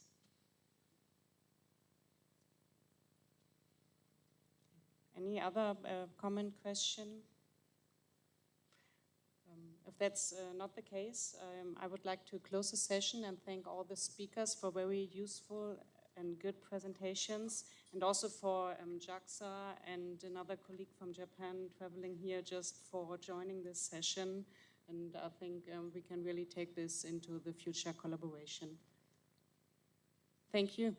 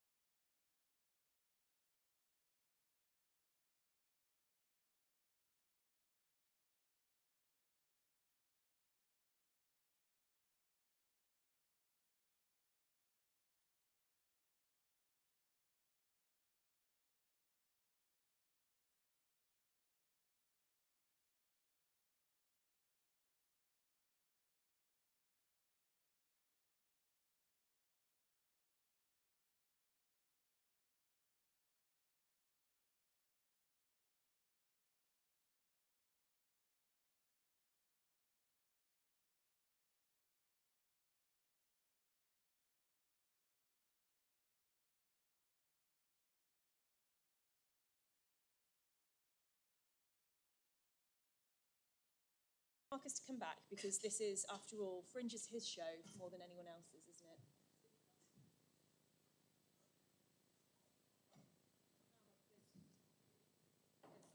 Should we start without him? He doesn't care about that. So Does he? It's, okay. It's okay. Well, in the interest of running on time, it's 11:30, so we've got the session summary from the Sentinel-1 opening session, so please take it away. Yes, thank you. So very briefly, so it was an overview session where we showed the status of the Sentinel-1 mission and the schedule for Sentinel-1C, the status of our Calval activities, data quality monitor. We also provided some details on the monitoring of baseline and burst synchronization, which are currently slightly impacted by the increased solar activity, and also shown some recent evolutions which are more relevant to interferometry, like the burst ID map, and also the RFI correction, which we have activated in 2022. And we have also shown how this is impacting interferometry. The main recommendations that we gathered at that session and some parallel discussions connected to it were to reprocess data, especially from the beginning of the mission, the 2014 and 15, which are somehow degraded in quality and possibly impacting the quality of certain applications. In general, to reprocess archive data, making full use of the newest algorithmic developments and ensuring the homogeneity of the data. I think the complementary recommendation of that will come in the next session, which was more into the direction of giving the level 0 and the processor, so that's why it's not in this one. Then also there was the recommendation to provide data, being it really products or annotations, which have only been recently started, things like burst ID and etat products, but also for the entire archive, to reprocess some data with known anomalies, in this case specifically for the burst ID annotation, to foster the characterization of RFI signals, for example, by creating databases exploiting information which we might extract from our own detection and correction approach. To extend the data quality flag, in particular with respect to orbit quality, and also to improve the communication of major anomalous data processing events. So that's all I had from that session. As I said, there was a lot more discussions concerning processors, availability, and level 0, and I believe this is also coming in the next session recommendation.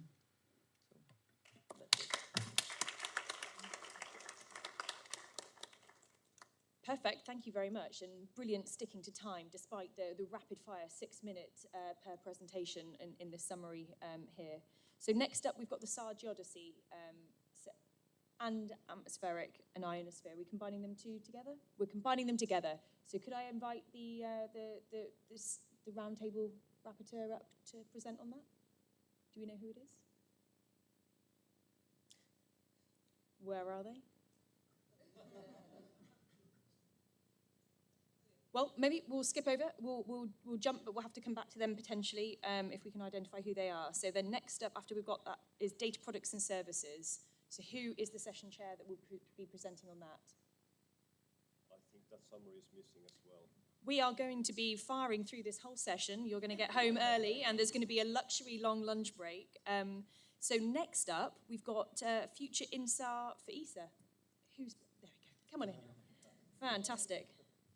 So gold stars for Sentinel-1 and future INSAR at ESA. Yeah, so thank you, Anna. I don't take all the time I get now from two presenters not showing up. Just very quickly, I think it's not like a big summary needed here. So we had four presentations, one on biomass, then one presentation on ROSE-L, Sentinel-1 Next Generation, and one on harmony, and another one on harmony on the end-to-end for the land applications by POW. So for biomass, there was some discussion later on for the polarization. Also, we had a polarization question for Sentinel-1 NG and ROSE-L. So just to repeat here, the orbit time will be the limiting factor, and it's open to consideration how to use quad-pol data for the satellites. Then we discussed a bit the ionospheric mitigation and L-band, And I'd like to advertise here again that we are issuing an ITT from ionospheric study very soon. Then we had some information about the burst overlap for 3D deformation retrieval. The two look scatter for ROSE-L was discussed, and just also to remind that modes will be generally limited for both of the missions, like it was already for Sentinel-1, to a strict minimum, and it will also serve the different user needs. Maybe something which I realized here during the meeting, that it was mentioned a few times, that the spacing between Sentinel-1 Next Generation and ROSE-L will be 3 days. That's actually not decided yet. So if you include this in your recommendations, it's very helpful for us, because there are other communities rather looking into convoy concepts, like for instance the sea ice community. But I understood here that the advice would be like a 3-day spacing with ROSE-L Sentinel-1 Next Generation. For Harmony, we discussed a bit on the level 3 products and the algorithms, and also here, although it's like an Earth Explorer, we try to be open to the community, and everybody should be able to use the data and the algorithms in the future. So I didn't have a lot of time to finalize the slides. So then we discussed a bit about useful parameterizations for the mission, and also the capability of theoretically Harmony to fly with Sentinel-1 Next Generation. We are investigating this. It's not the baseline, but just to remind, Sentinel-1 Next Generation will also be companion friendliness. And then I mentioned the last talk from Pau on the performance analysis for the land applications for Harmony. I don't know if you want to add anything. I didn't have anything from the discussion, so everything is perfect here. And since I have another meeting very soon, I decided to change the agenda slightly, and I continue with the C and L-band synergies session that we just had this morning, together with JAXA. So Takeo Tadono from JAXA is here, who co-shared this session with me. And for everybody who did not participate in the session, so we initiated this cooperation to acquire L-band data to be used in synergy with Sentinel-1 data to further or better understand the synergies and limitations of both of the missions and the different frequencies. So we are also running a few studies in parallel to really help the development of ROSE-L and ALOS 4. So we had one presentation here from Andre on surface deformation in a mining area, and the focus was on ground motion, on PS density analysis, which really increased in rural areas with ALOS 2 data compared to Sentinel-1, and also a similar long-term positive trend for the time series analysis could be seen. The problem is here a bit that it takes some time to get a good time series available, because the ALOS 2 orbit is a bit limited, so we don't have a lot of acquisitions. And we are really looking into ALOS 4, or expecting to have a much better repeat with ALOS 4 data, or even then nicer in the meantime. The second talk would have fit very well already in another session, because it was on soil moisture derived from INSAR and phase closure. So also here, C and L-band data were compared by Francesco. And he studied the backscatter and coherence in the different frequencies, and the correlation of INSAR-derived soil moisture with land surface temperature, which I believe nobody has done before, and also with optical images from Sentinel-2, and that also the same features were visible in the Sentinel-2 data compared to INSAR-retrieved soil moisture. This might be interesting for weather forecasts in the future. Then we acquired this LS2 time series over 3 years in Puglia in Italy, where we also have a good ground truthing because it's over test fields, and there are good results over undisturbed terrain, but more research is necessary to really use the data.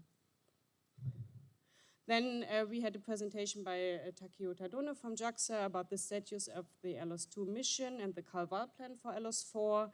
So we had a status of LS2 and an overview of LS4, some example applications, and also It was emphasized that the collaboration with international agencies and private sectors, it's extended by JAXA, so they are collaborating with us at ESA, but also with NASA and CSA and ASI, so in many different directions. And then there was a question on the minutes per orbit of ALOS 4, which will be roughly 50 minutes. Then there was a recommendation, I come to this later again, but for more acquisitions in this L-band collaboration for Antarctica and Greenland with different snow types, so dry and wet snow, and also different topography. And that it would be good to organize like a joint collaboration validation campaign for an Arctic or Antarctic site.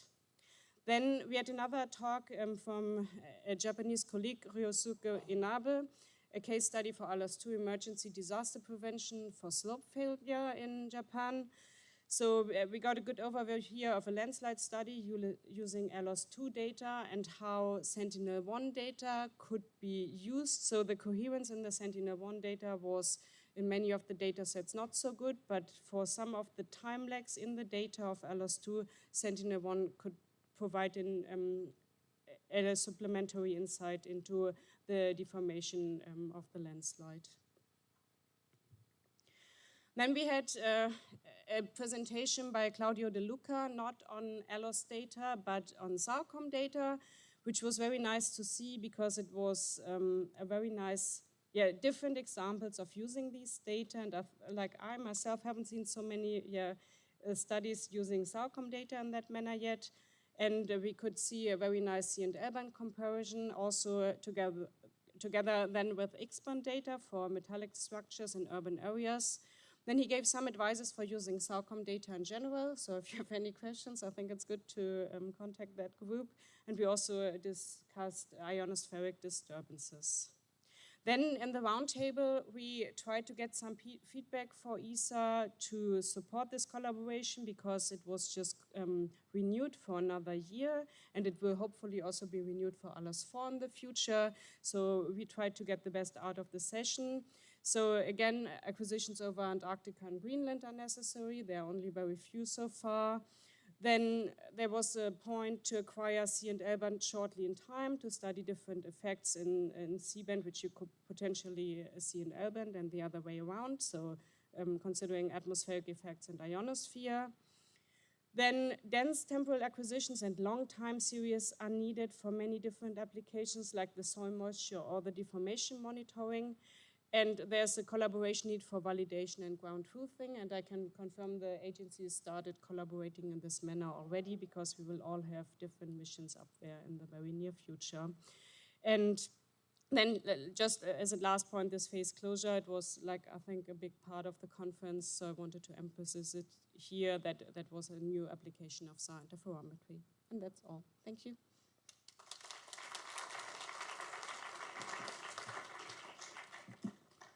Fantastic, thank you so much. Great session summaries there and lots of detail. So now I think we're going back to the SAR geodesy and the atmosphere and ionosphere session chair. So Jacob, we can work collaboratively to get those presentations out of order back on the screen. Here's your little clicker. Thank you. Slides. Thank you very much. Take it away. Thank you, and sorry for the delay. I will present the summary of two sessions, mine from with Amelung, and okay, my name is Nick, and also the other session on behalf of Lanari and Einader. So in my session, there was focused on ionosphere and correction of atmospheric artifacts, so to speak. And there were 5 presentations, 4 presentations, 3 related to the correction of ionospheric and tropospheric artifacts, and 1 on SAR meteorology. More details are in the slides. So the first paper was from DLR, from Felipe, who presented an autofocus algorithm that has been developed for the polarimetric calibration and correction of ionospheric artifacts on P-band products. It was, it was a study related to the new mission biomass. Then there was a work presented by a colleague at GPL on the methodology to mitigate atmospheric artifacts in both space and airborne L-band interferometric data. And it was an application also of a technique independent component analysis. Then my presentation that was focused on SAR meteorology, and so a new, I'd say, application of SAR data, so to speak. And the last presentation was on a new model to correct both the components of the turbulent and let's say stratified artifacts of the atmosphere, and was applied to the correction of a time series of in SAR data that are referring to an earthquake in China. And there were also a few posters. These are the posters I managed to associate to my session. The first two are clearly related to the ionosphere, and the last two are related to the correction of tropospheric artifacts. There was also an overlap with the next session, this one, that at Lanari and Aneder as a chairman. There were 5 presentations more related to the use of the new ESA products ETAD, and then it was also it was discussed also about the evolution of the current version of this product. There is need. It was emphasized also the need to work to work more on the quantification of the potential of atmospheric in SAR phase reduction. That the work that should be done in the future by the different teams, and also the need to use also the code take maps to correct also the ionospheric artifacts. And okay, this is just a few posters that Michael managed to associate to this session. So there was also a discussion, a roundtable discussion after the end of the 2 sessions, and these are a few points that have been discussed. One point was the need to have external sensors, like for the case of MSAT and MARIS, to measure and to also to validate the algorithm to estimate the water vapor. There was also a proposal to have identify supersites or test areas where, together with the site data, there could be also other in situ data or auxiliary data sets that can be used for validation, development of new algorithms. There was also a discussion about the ETAD product and also on the grid that should be used for LC products. And about this, a decision recommendation has been postponed. Also, there was also mention to similar work that has been is done now currently at GPL. And the recommendations. This is just a few recommendations that we managed to collect. One was to maybe the most important recommendation was about ETAD products and the latency that should be short, so to speak. There was also, after the discussion during the session, there was a request, so to speak, from colleagues of industry that are using this data to provide services. For them, it could be useful to have this data within, let's say, 48 hours from the acquisition of the SAR image. So this was one of the recommendations that has been done. Another was also to define and use methods to quantify the reduction, the mitigation of atmospheric signal. Also, there was a recommendation about the validity of algorithm, especially for ionosphere, also to be used in the perspective use with ROSEL data. And there was also another recommendation for ESA to publish algorithms that have been used for the correction, and then all the corrections should be also reversible, in the meaning that the user could also be, at least that was my understanding, that users could also, say, avoid to use them, and also longer interferometric across-track baselines could be also useful for certain applications, and maybe. I can also add another recommendation that was not discussed at the end of this session, that was discussed, if I remember correctly, yesterday during one session about the mission, refer to one question, one comment by Ramon that could be also useful for Tsar meteorology, which is also to reduce the, I'd say, the revisiting time, the temporal baseline, in order to have some data set that could be useful for this, so to speak, new kind of application. Okay, that's all on my side. Thank you.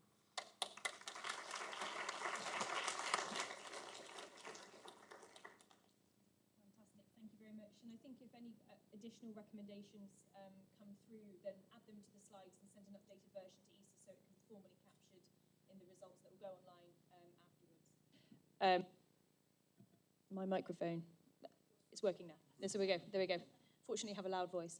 Do we have data products and services in the room? We don't, so it's me, so. Okay. Please sum up ice and snow.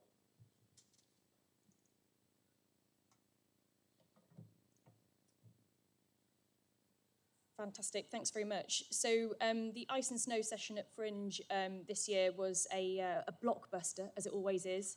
We had 2 sessions jam-packed with exciting presentations that were showing results from using Sentinel-1 and other Tsar sensors to measure ice velocity, grounding line locations, looking at permafrost, snow, and all of that good stuff. The session chairs are named here, and we had a really lengthy set of seed questions that we wanted to talk to the community about. So if I just skip forward, I'll go through in turn. I apologise for the smallness of the text on the screen here, but we wanted to make sure that all of these recommendations made its way back to ESA.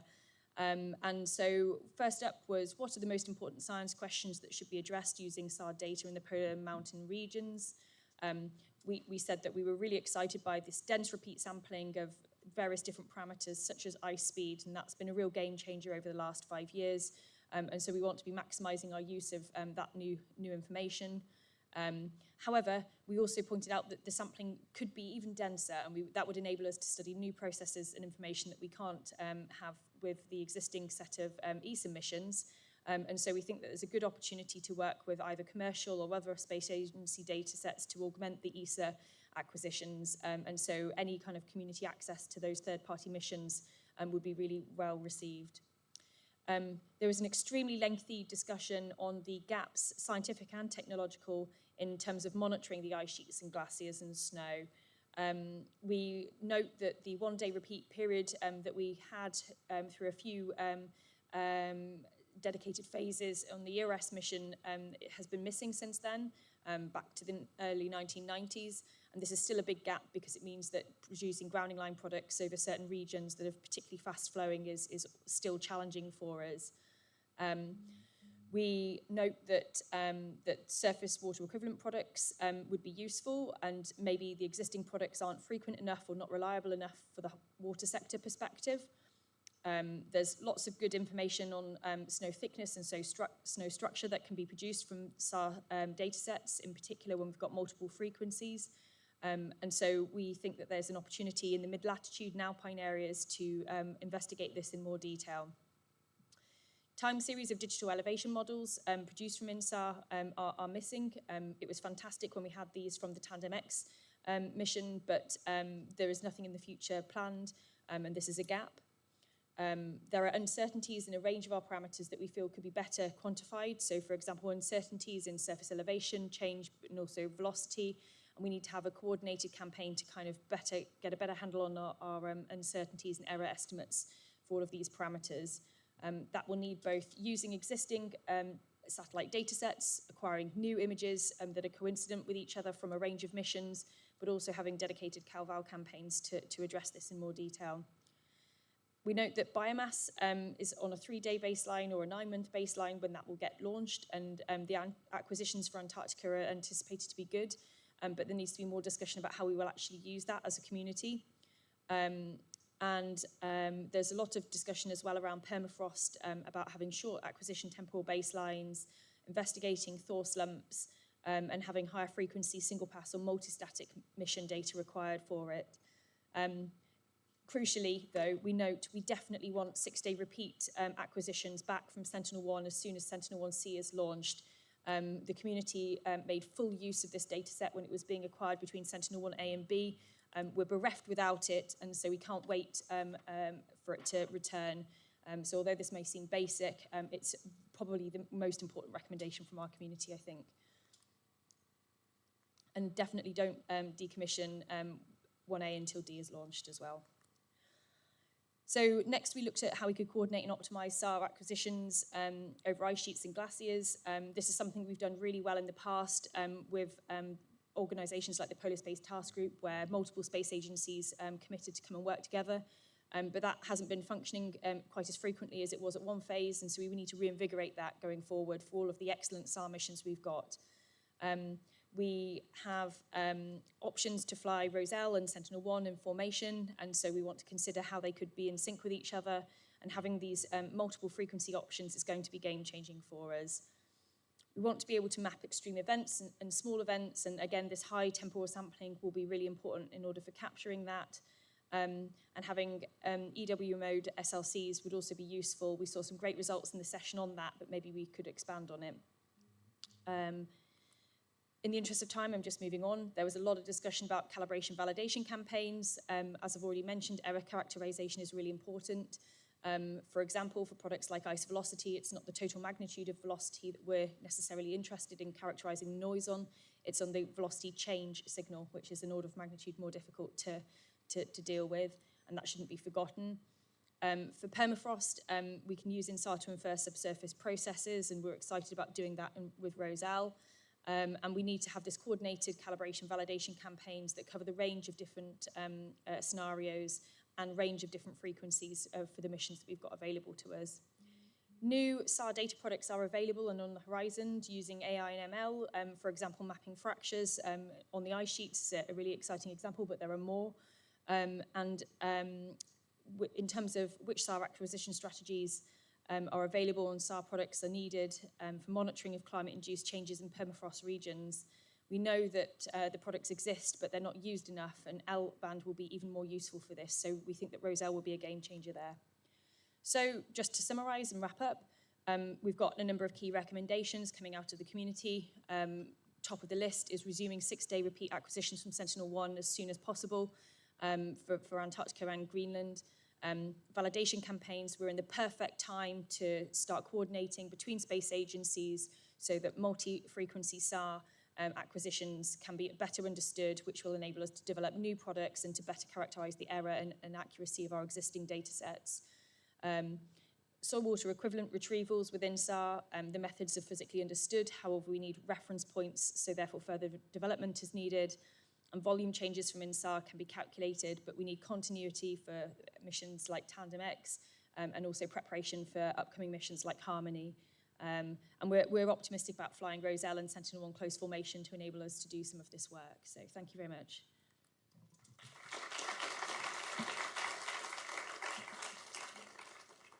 Thank you, Anna. I think the next one is INSAR methods, please.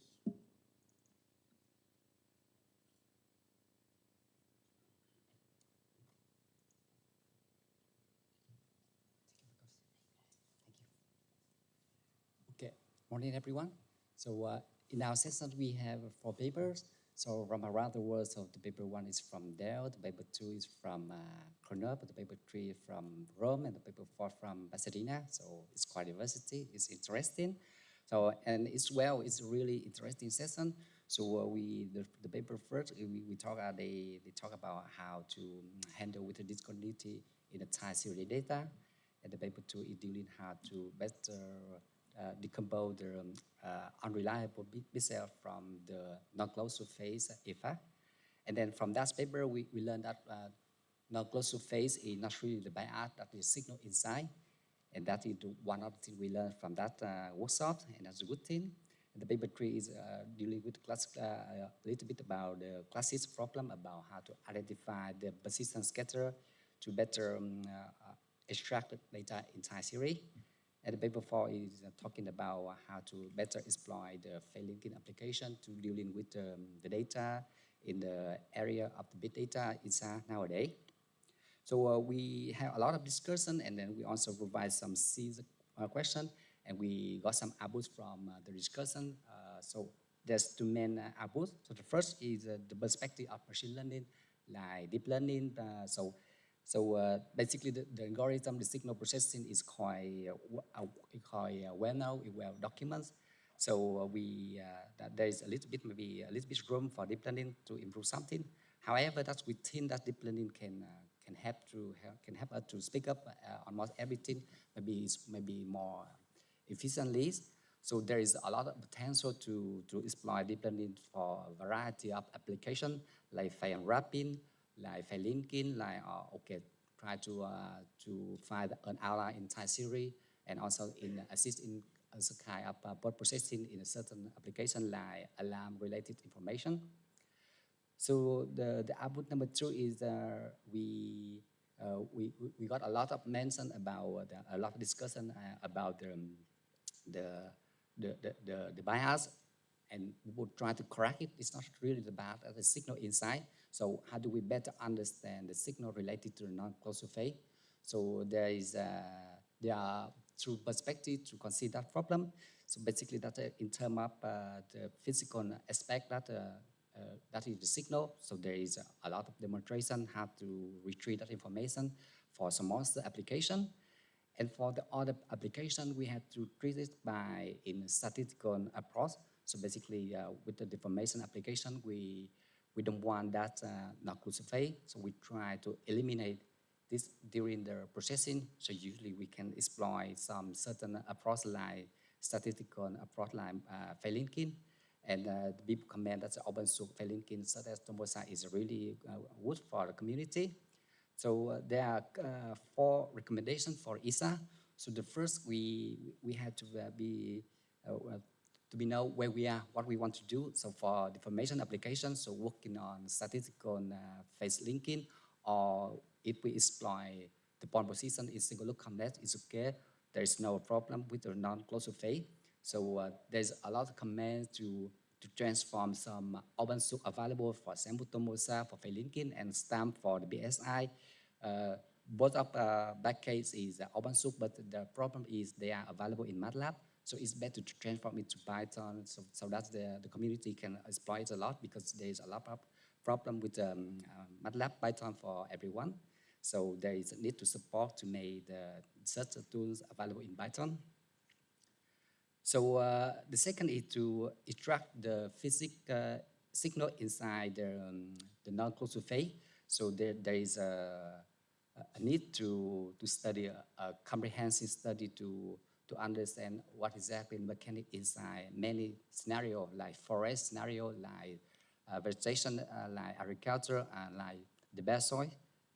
So the number 3 is comments from Ramon Hansen. That's for inside processing, especially when we do correlation with the top.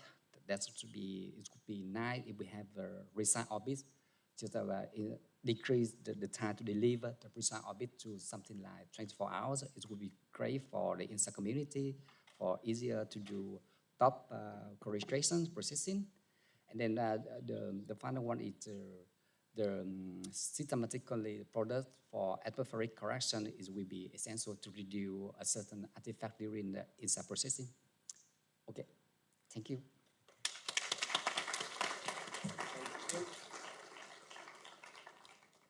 Fantastic. Do we have the chair for the ground motion service session? A repeat performance. Welcome back to the stage. It's again me. I would just read because Michele promised me free beer next time we will visit Barcelona. So.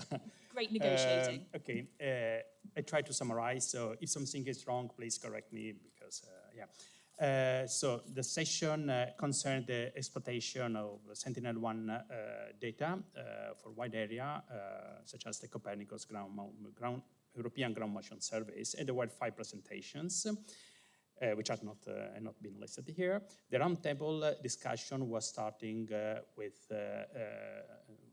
if the current version implementation of GMS surveys is meeting its objectives. And there was a general consensus saying that, okay, EGMS is meeting the goals, and so it's doing the work that it was expected to do.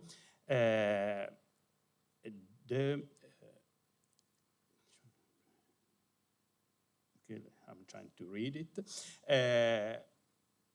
There was also some open issue about some phenomena that had not been correctly mapped. I remember that there was a presentation about some corrections, for instance, in the area of Naples that has been done by the group of CNR.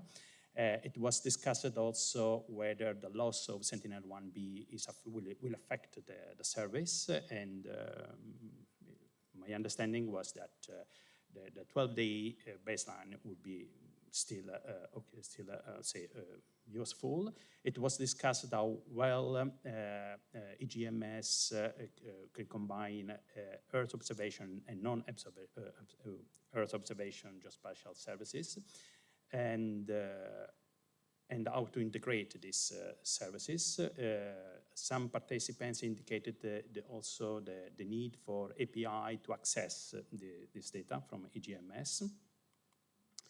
And it was discussed also that user communities need information about results that have been that are provided by EGMS.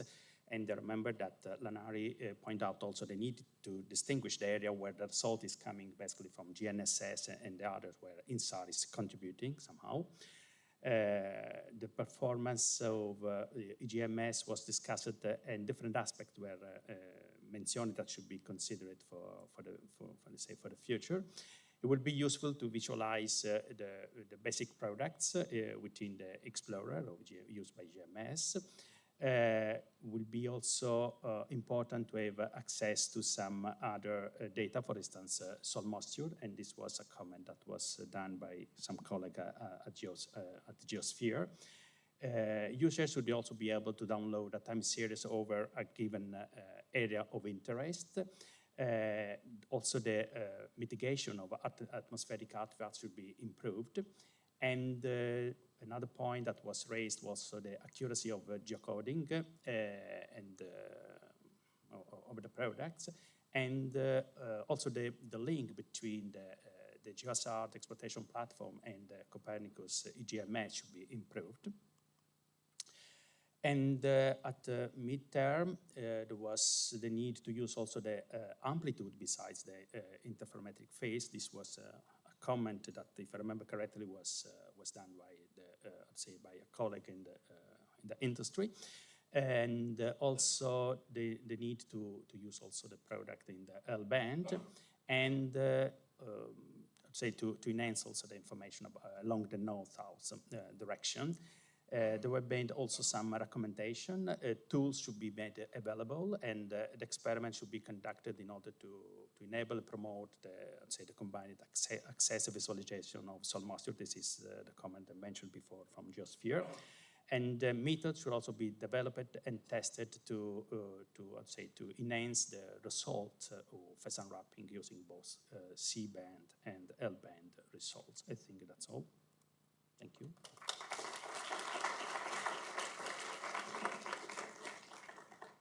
Fantastic, thank you very much. So next up, we've got the advances in INSAR theory. Do we have the chair for that session? Come on down.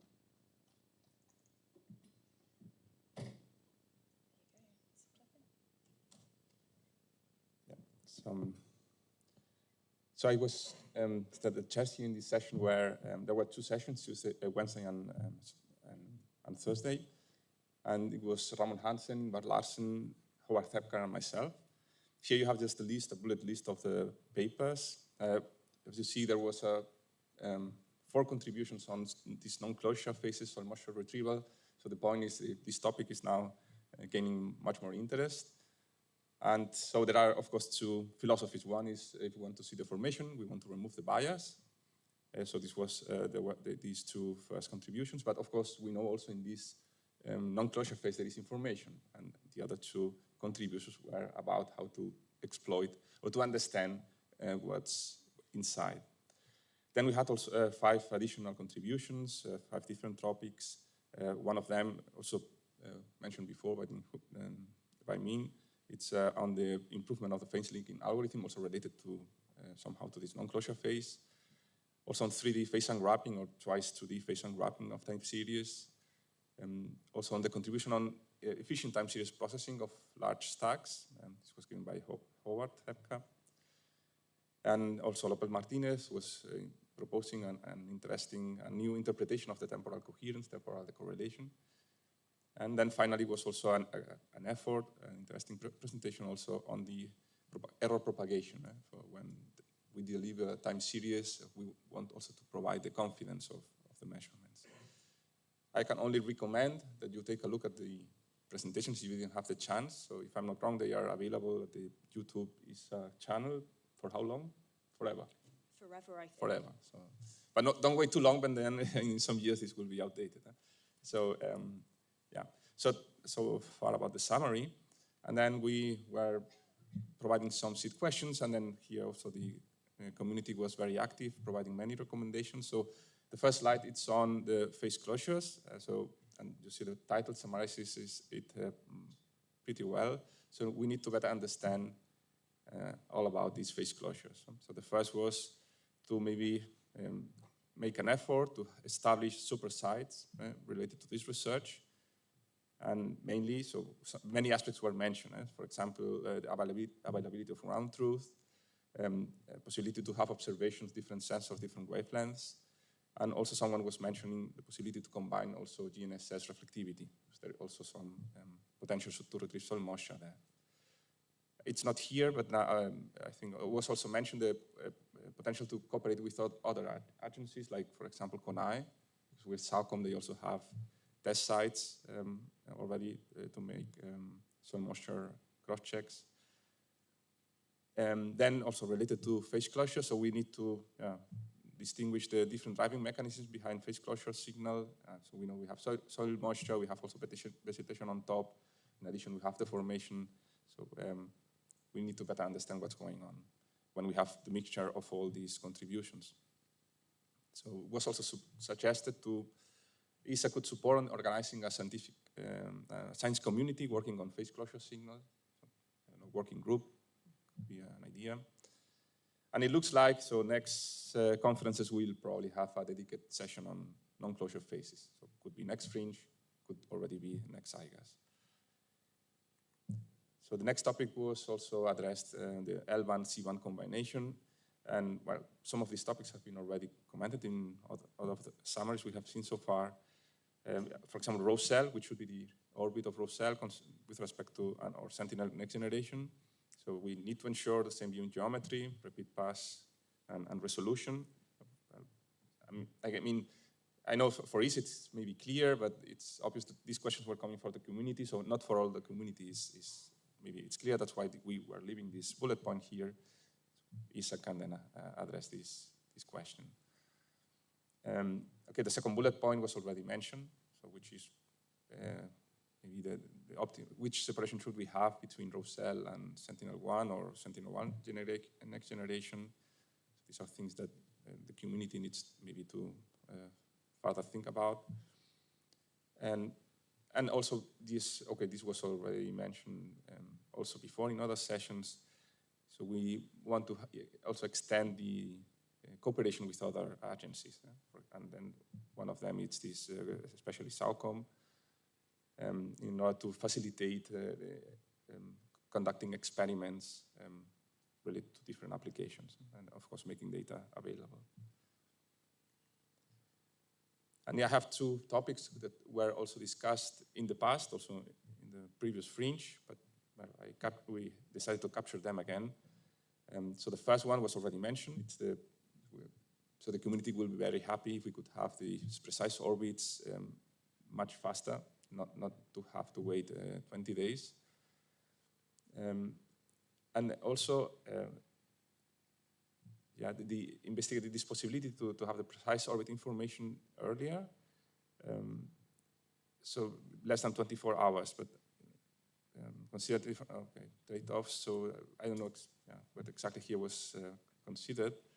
Anyway, but the two are linked. So we want to have precise orbits as soon as possible. Probably we can extend this and provide a new slide. And concerning baselines, this was also discussed in the past. We are aware that there are different communities asking for small baselines, some others for large baselines. This is another suggestion, maybe during the commissioning phases of Sentinel-1C and D, to try to maybe have 3-4 repeat pass cycles with larger orbital tube. But this would only be during the Calval phase of these satellites. Should not be done routinely during the phase, the commissioning, not outside of the commissioning phase, after the commissioning phase. So it should not be too much of a drawback, hopefully. So that's it then. Thank you.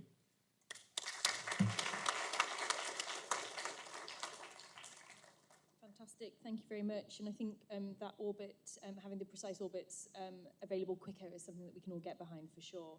So next up, we've got displacements and deformations, moving into the tectonics and volcanoes session. Summaries.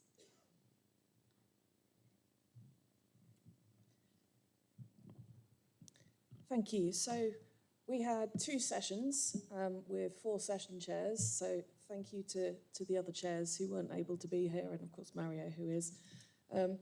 We had quite a diverse range of talks, so we haven't tried to put together a summary of all the different information we had. We had a lot of different applications. We had a huge range of different scales. So we had some presentations looking at continent-wide data, country scale analysis, things like taking EGMS data at the continent scale, but scaling it down and looking at it, using that wide consistency, but looking at it at individual building scales, down through sort of site-wide, smaller sites, building applications, corner reflector use for looking at small items of infrastructure, right the way down to Tsar antennas mounted on a car. So we had from continents down to cars in our session. We also have quite a range of different recommendations. They're quite wordy, so I'm not going to sit here and read them all out, but just trying to summarize them. Again, picking up on some of the things that came out in the previous session summaries, a constellation approach, trying to optimize the revisit times, getting that really regular repeat, harnessing the expertise from the L-band scientific community, so sharing expertise between missions, coordinating, and trying to make the data accessible to the scientific community as well as we possibly can. Again, with the variety of different scales of applications, in our session we had a discussion on how those different communities could be accommodated, and one mechanism that was highlighted for trying to accommodate the really small spatial scale things down at sort of individual buildings, individual structures level was the complementarity between the Sentinels and the Copernicus missions. But on the flip side of that, the Copernicus missions have a really fantastic capability to give us really wide scale consistency, both spatial and temporal. And so if we can try to coordinate and accommodate the needs of both the sort of wide scale and the small scale within our future missions, that would be really beneficial. There is a great complementarity between the satellite systems that we use and all the various kinds of ground-based data and ancillary data, whether that's ground-based or satellites, things like corner reflectors, which provide a really great basis for validation. That one, I think we've probably covered quite a few of the points already in previous ones, so I won't dwell on it. There was a discussion on whether or not ESA should be investing in research on post-processing to extract information and warnings. And there were 2 viewpoints on that. Some of the discussion said the scientific priority should be providing good data without taking responsibility for sort of deriving the products for the end users. There were other people who advocated multidisciplinary cooperation and working alongside directly with the end users. So a lively discussion on that one. But there is definitely interest in investing in post-processing tools and methods and trying to generate user-friendly outputs from these things. And as expected, yes, funding for all of these things would be appreciated by lots of people, I'm sure. And one piece which we didn't really have much time at the end of our discussion to come on to, but which we'd flagged would be a good thing to discuss in future, was the role of the platforms hosting the INSAR processing services. So what is the future roadmap for things like the Geohazards Exploitation Platform and the Earth Console? And I think the session flagged that it would be good to have a discussion on what that looks like and how we perhaps move towards a more unified approach than we currently do.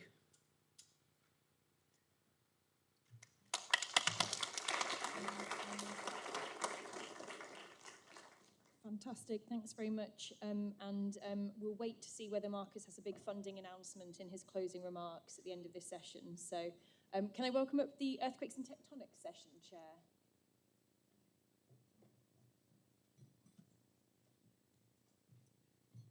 Fantastic. Put your little clicker there. All right, thank you. Hi, I'm Katerina Timofieva from JPL, and I had the honor of chairing one of these 3 earthquake and tectonic sessions with these wonderful people who are listed on the slide. So basically, we saw many posters and talks on earthquakes and tectonics, and they had to do with a variety of topics, applying Sentinel-1 data to look at fault properties in various regimes, subduction zones, continental boundaries.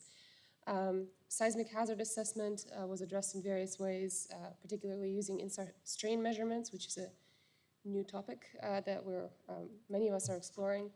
Addressing challenges in applying INSAR to research in tectonics, challenges that have to do with noise, resolution, temporal sampling, and biases inherent in different methods that are used for this research. Large-scale processing of INSAR data, observing earthquakes in various ways. There were talks on automated detection of earthquakes and event response using damage proxy maps and other methods. So this is just covering some of the topics. There was a lot that we discussed, but the main takeaway from all of it was that really the vast Sentinel-1 archive provided by ESA has truly revolutionized the way that we do research and the way that we are able to study earthquakes and tectonics using INSAR. We had a very lively discussion at the end of our 3 sessions, and we came up with quite a few recommendations. I will not go through all of this. There are quite a few notes about what we discussed, but I will just highlight the questions that we asked and the recommendations that came out of these discussions. So the first one had to do with a topic that came up many times during many of the sessions at this particular meeting that has to do with the effects of soil moisture and perhaps other things that drive a loop non-closure in multi-looked INSAR time series. There are ways of looking at them as signals or as noise, but our recommendation on that topic particularly is that we believe that this topic deserves a designated workshop that should be hosted, and so that we can all get together and have further discussion on it. So our second question was, what scientific advances do you envision will drive this community in the future? And the recommendations that came out of that is that for future research to be successful, it would be great to see ESA launch Sentinel-1C as soon as possible. And also, it is important to have long continuous time series as much as possible. So it would be good if archive data were not deleted. And it would also be very useful for all of us that if the format of the archive data stayed the same through time, because it makes it difficult for us to work with if it changes. Third question was, what challenges do we face in earthquakes and tectonics research today and implementing existing SAR data sets, and what changes do we need from the SAR data mission or future missions or current missions to help push the science forward? And we have quite a few recommendations here, I believe. We do face many challenges depending on the data sets that we use, depending on the location of our studies, and depending on the methods that we apply. We recommend that that we look further into comparison to address the differences in INSAR processing and interpretation methods, to address the specific challenges in estimating INSAR deformation time series and velocities. We also recommend for Sentinel-1A and future generations, there was a concern that the baselines are getting longer, and even though it is difficult to keep them within short baselines because of the trade-off with mission duration, we would recommend that the baselines are kept within the original 300-meter tube. And a recommendation for Sentinel-1 next generation and Roselle to have bigger overlaps for their bursts to be able to constrain north-south deformation better than what we do now. 4 is a related question: what measurements or observations are missing from current and perhaps even planned missions? Lots of recommendations here. One thing that I think the community really agreed on was that we should not immediately park Sentinel-1A. We should not get rid of it as soon as Sentinel-1C is launched. It would be really nice to just have all of them up there. I know this is all things we're wishing for. Let's see if they come true. A recommendation for Harmony is to make level 3 products available, because it is going to be a complicated data set for people to put together. So make level 3 products available quickly and easily, if possible. Another recommendation relating to the Sentinels was that if in the case that Sentinel-1A fails prior to the launch of 1C, it would be good to negotiate a preemptive deal with RadarSat to fill in the gaps if that happens, so that we don't have a gap in coverage. Also, there was a lot of discussion regarding what the commercial SAR constellation can provide, and I think there are several points in these notes about that. But one is to negotiate with the commercial SAR constellation, if possible, to provide some kind of regular minimum coverage, because their data could really be useful for event response, but it isn't useful if there are no pre-earthquake interferograms or pre-event interferograms, whether with earthquakes or volcanoes or other events. So if that is possible, that would be a very useful thing to have. And a big recommendation was to form a formal international SAR tectonics advocacy group for negotiations with space agencies and other agencies to support tectonic science needs.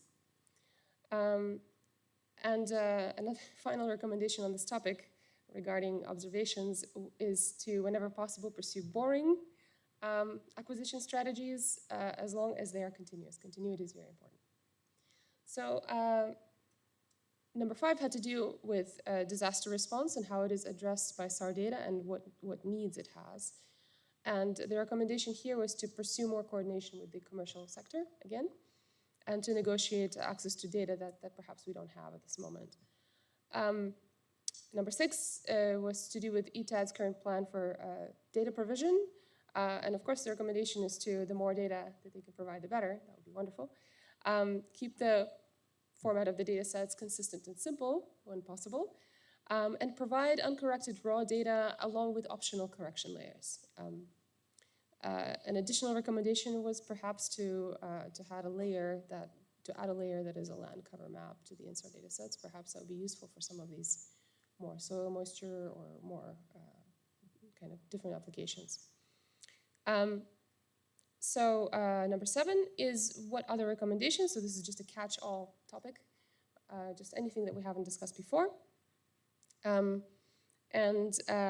first recommendation was to make sure to provide open access to data, to SAR data with open and transparent licensing. Someone recommended that we should ask the military if it was possible to release their old data sets. We can see how that goes. We can explore the possibilities of adding other instruments to SAR missions. There were people who considered that it could be useful to have a MARIS-like instrument for water vapor estimation, or we could brainstorm other things that we could add to SAR missions if we want. The other recommendation was to explore improving the revisit time for disaster response. How far could we push our disaster response and the science associated with it? If we had, for example, a 1-hour revisit, something like this could be achieved with maybe something like a geosynchronous satellite or some other mission design.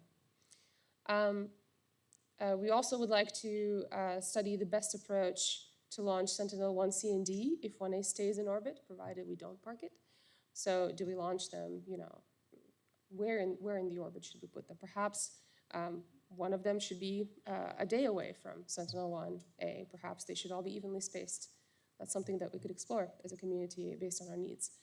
And finally, explore the scientific utility of an architecture that gets very short visit time once in a while, 1 day or shorter, similar to what the commercial constellation does, but providing more regular and, I want to say, reliable background coverage. So that's all for us. I tried to go through it quickly because it was long.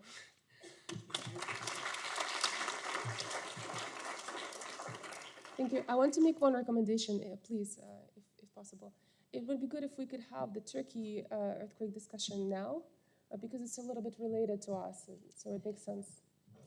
Yeah, we've got coming up. We've got volcanoes, missions, and Turkey earthquake. Who's doing the Turkey earthquake? Do you want to come and do the Turkey earthquake now?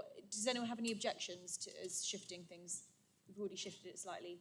Thank you so much. Thank you so much. There's some great recommendations in there. I didn't like the mention of the potential death of Sentinel-1A, but hopefully we won't have to mention it again, and it will never happen. Take it away. Okay, thank you. So it's so much related that I thought it would be better to come up now. We had a special session on the Turkey earthquake in February this year. So this has been a great tragedy. So we don't forget this when we get excited with our science. We need to balance this a bit. We just have a very short summary slide. It was a late-breaking session, so people had to adapt very fast. And the interesting thing is that we can do that now. And that we have fantastic coverage of images for this earthquake relatively fast. I'm not sure how many of you followed this in the media and social media. I think there has been a very quick uptake of scientific results that can explain what happened, why it happened, and so on. So for us, this is kind of a milestone in this community, and this is very interesting. I just make a personal experience. I was super proud of our community that we made it just a few days after the earthquake into the main German news channel on prime time with the pixel offset maps of the 2 ruptures. Yeah, so you have news media saying, okay, here this is the rupture. We have an offset of this and that, and this happened and why it happened. So this is great because we made it there. In this regard, we discussed a bit the role. We don't come up with an answer if we as a community, if we should move a bit closer with disaster response and management. I think we feel all very comfortable with, doing science and having ideas how one could respond better. The question is if we really engage a bit more. This is an open question. I think maybe we can discuss this at a later point a bit deeper. I mean, we provide really good methods, I think, in scientific way that can be adapted later. What has been scientifically very interesting was that we have combining Sentinel but also ALOS data and with INSAR and also with pixel offset measurements, 3D imaging of the earthquake, fault zone and also the near fault zone.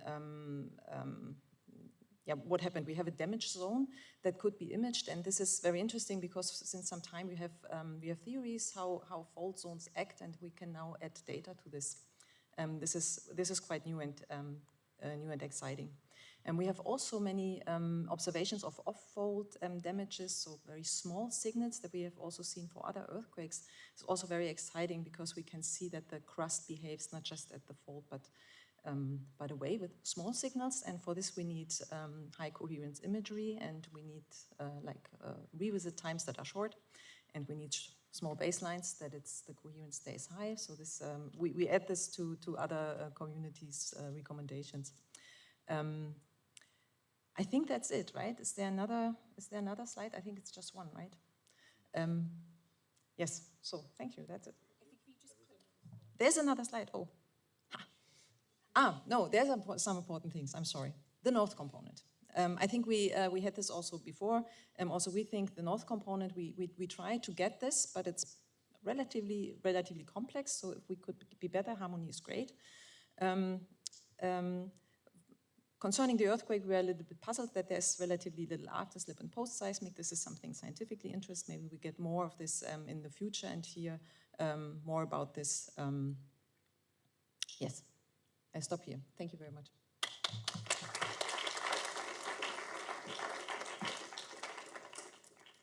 Fantastic, thank you very much, and that did match on really well there. So next up, we've got volcanoes.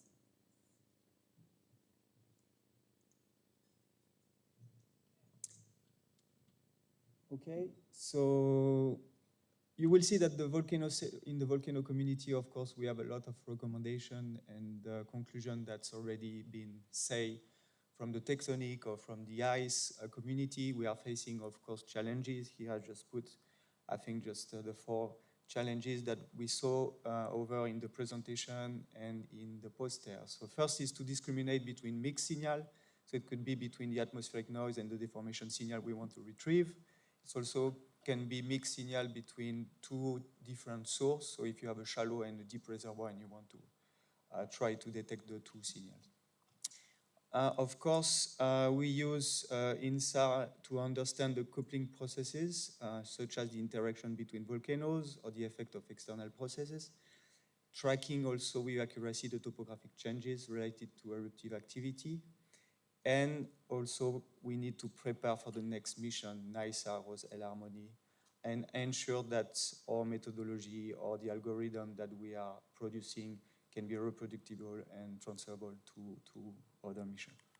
Okay, so here's just a quick summary of the presentation and the poster. So we had a lot of course, presentation and poster about Sentinel-1 time series, as I said before, for the tectonic community. Sentinel-1 very change the way we have to monitor and survey volcanoes. So we can do now also global studies. There was a lot of presentation about individual volcanoes also, Galapagos, Mauna Loa, Askia, Tulumuye, Chiles, when we have now a long time series over 5-6 years with a very short revisit time. And this is very important for our community, is the short time revisit of Sentinel-1, because we now better constrain the temporal evolution of magmatic system, which was not possible with previous sensor. Okay, so with this temporal evolution, we see that, of course, it's nonlinear processes, and it can give us insight about the rheology around magma reservoir and also a better understanding of the coupling processes. So here, just to repeat, there was a large amount of Sentinel-1 data that are collected now for almost 10 years, and then we are moving from individual study to also global study, and many talk emphasize the importance of developing artificial intelligence algorithm, machine learning, and also blind separation methods for the detection of ground deformation signal. There were a couple of talks also using the time series and the Sentinel velocity maps to derive, of course, the magmatic source, their depth, and the kind of process that are involved. But still it's difficult to discriminate between magmatic and hydrothermal processes. And of course, we always need to gather additional information to try to understand better and discriminate between the different signals. And in addition to ground deformation studies, I mean, our community is also one important data set that we need is high resolution topography. So high resolution topography, why? Because first, it's useful for the processing of the insert, so you can update your DM and do a better job, but also for hazard management and to detect topographic changes. I mean, volcanoes are very dynamic, and there is topographic change due to dome and lava flows, and this is something we really need to tackle. So there were, of course, there is the ESA harmony that's going to answer this question, and also there was an initiative from NASA that Paul Lundgren told us about the surface topography and vegetation. So we try to prepare also to this next mission and see how will be the effect of spatial resolution and the damage error from the retrieval of topographic changes. So we have several seed questions, so we try to discuss around this question. So how can the future of radar mission be optimized for volcanoes? So here, it was already said, but for example, for the Rose L, we really need burst overlap if you want to return north-south motion, and also the Tuluk scatter is something important for us. And the continuity in time series, so it was already said for the tectonic case. But if we have Sentinel-1C and D, and Sentinel-1A is still working, I mean, it will be, of course, better for us because it, we have continuity in the time series, short revisit time, which is really important. The complementarity of L-band, of course, we are dealing with a lot of vegetation on tropical volcanoes, and sometimes it's kind of tricky or difficult with the C-band. So it will be also a good step for having additional information, and try to ensure that there is no too much gaps in the Sentinel program in the future to keep this high temporal resolution. The complementarity of non-deformation observation. So here we go back to the topographic changes, and it was mentioned by Anna already. It's like we have harmony. We know that the topographic change is going to be at the beginning and the end of the mission. So what we are doing in between. So we need to think about other data set or how we're going to handle to keep kind of a time series of topographic changes on volcanoes. So we will, of course, rely on harmony for some time, but we have also to think beyond that. For the harmony, we think, yeah, it's important to have ascending, descending track, and also to have a global coverage. So we have the experience with Tandem X that was a very amazing mission to retrieve topographic changes.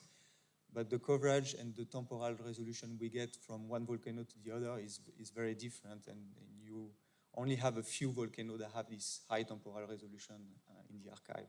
So how we can better that for the future mission.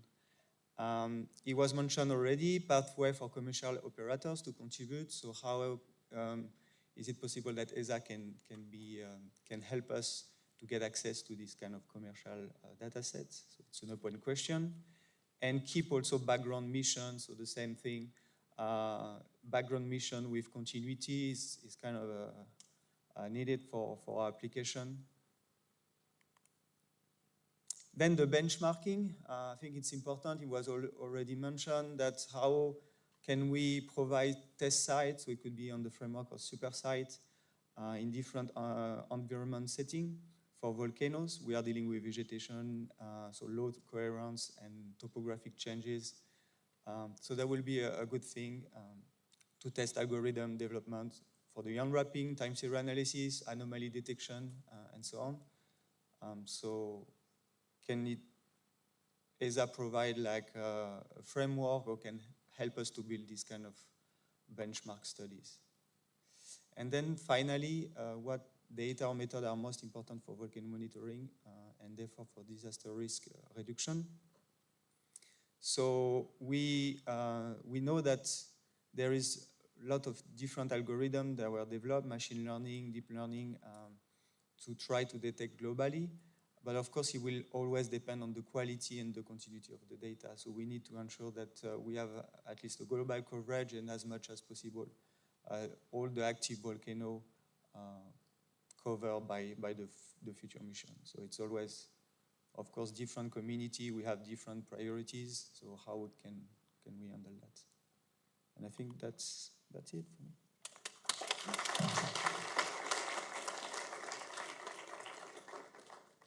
Fantastic, thank you very much. Lots of useful recommendations there. So next up, we've got the missions session summary.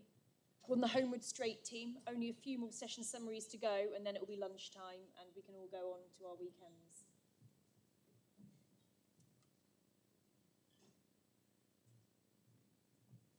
Take it away. Thanks. So for missions, we have two sessions. Missions 1 was chaired by Bjorn Romen and Irena Heinzek. Second part was chaired by Marco Laval and myself. So in missions 1, actually it was focusing on the 3D deformation problem, where we could see different approaches. So the first one was related to new missions using co-flyers or companion satellites as Harmony, or also the approach that JPL is taking. Second approach was to use satellites which are not using sun-synchronous orbits, but mid-inclination orbits to be more sensitive for lower latitudes. And the third approach was the use of two looks or squint angle diversity, like for example for Harmony or for Rosell. Sorry, this was for Rosell, where it was proposed to maintain, let's say, the timeline that was computed at the beginning, but doing some technique on the radar where you can obtain two looks at the expense of some noise equivalent sigma 0 loss. So there was a small discussion if we can get that, let's say, at a lower cost. There was also one presentation related to along track interferometry, which was related to mitigate ambiguities which are coherent. In the missions too, we had 2 or 3 presentations which were showing recent INSAR developments with commercial Tsar constellation of small satellites. Also, there was a presentation on Gaofen 3, which is a Chinese mission where the presenter was showing time series results, which look very reliable.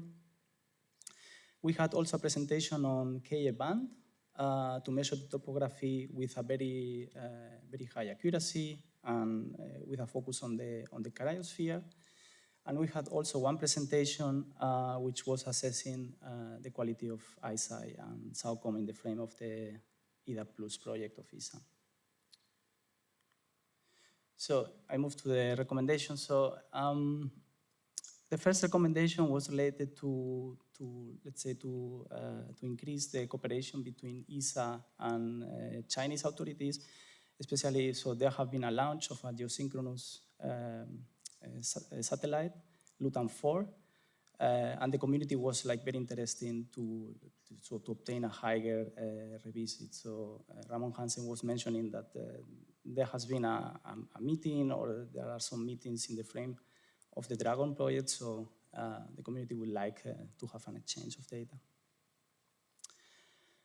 Second recommendation is that ESA should consider the use of commercial SAR constellations for geophysical processes that require very fast revisits, so below 1 day, to accommodate emergencies or disaster response. In this way, we can improve the longer revisit time of Sentinel-1 or so. Next recommendation, I think, is related to the previous one. So interacting with the private sector to acquire additional data with consistent geometry with already available for Sentinel-1, as far as, of course, the orbital constraints allowed for that. I think this is more related to obtaining a reference image if there is a disaster. So another recommendation is, so there were some presentations mentioning, which are foreseen using mid-inclination orbits to get higher sensitivity to the north-south. So another recommendation related to mid-inclination is that there is a variation of the local acquisition time, so maybe more work is needed to investigate that. So we will not have only seasonal effects, but maybe also sub-daily effects related to changes of temperature. So there was also a recommendation of performing multi-static experiments, because until now, all the campaigns that are available have been only considering bi-static configurations. So missions using co-flyer satellites seem to be very exciting because they can unlock new science aspects that are not possible with current missions. So the combination of Sentinel-1, Next Generation, and Rosell can be very important because it will provide useful data for weather, overcoming the limitation of coarse temporal sampling. So the specific recommendation to ESA is to increase the collaboration directly with with atmospheric scientists using ESA methodology. Another recommendation related to DEM or DIM differences was to increase the availability of them and also to have a higher accuracy. So the last one is to obtain higher accuracies with a frequent time update to monitor cold environments and indicating that the difference of the DM should have a performance or an accuracy better than available DMs from single pass. And I think that's all. So we had also some seed questions, but yeah, I was going directly to the summary and recommendations. Thanks.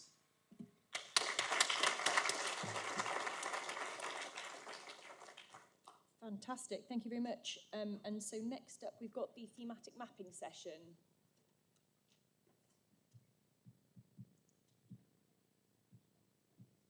So we've got thematic mapping now, and then we're going to move on to AI and machine learning, and then landslides. So, thank you very much. These are the seed questions we had for the session, and we had after the session we had a lively discussion of about different aspects that were shown in the presentation. So, basically, the presentation had 5 papers or 5 manuscripts. On the first, in continuation to what I mentioned before, people presented the study of differences between DEM, in this case the DEMs generated by TandemX. So basically they were detecting the changes. On the second presentation, we presented a deep study on how interferometric coherence could be used for thematic mapping, particularly for agriculture and for forestry. On the third presentation, again, a presentation on the use of coherence, in particular, in this case, for monitoring disasters and the prevention of disasters.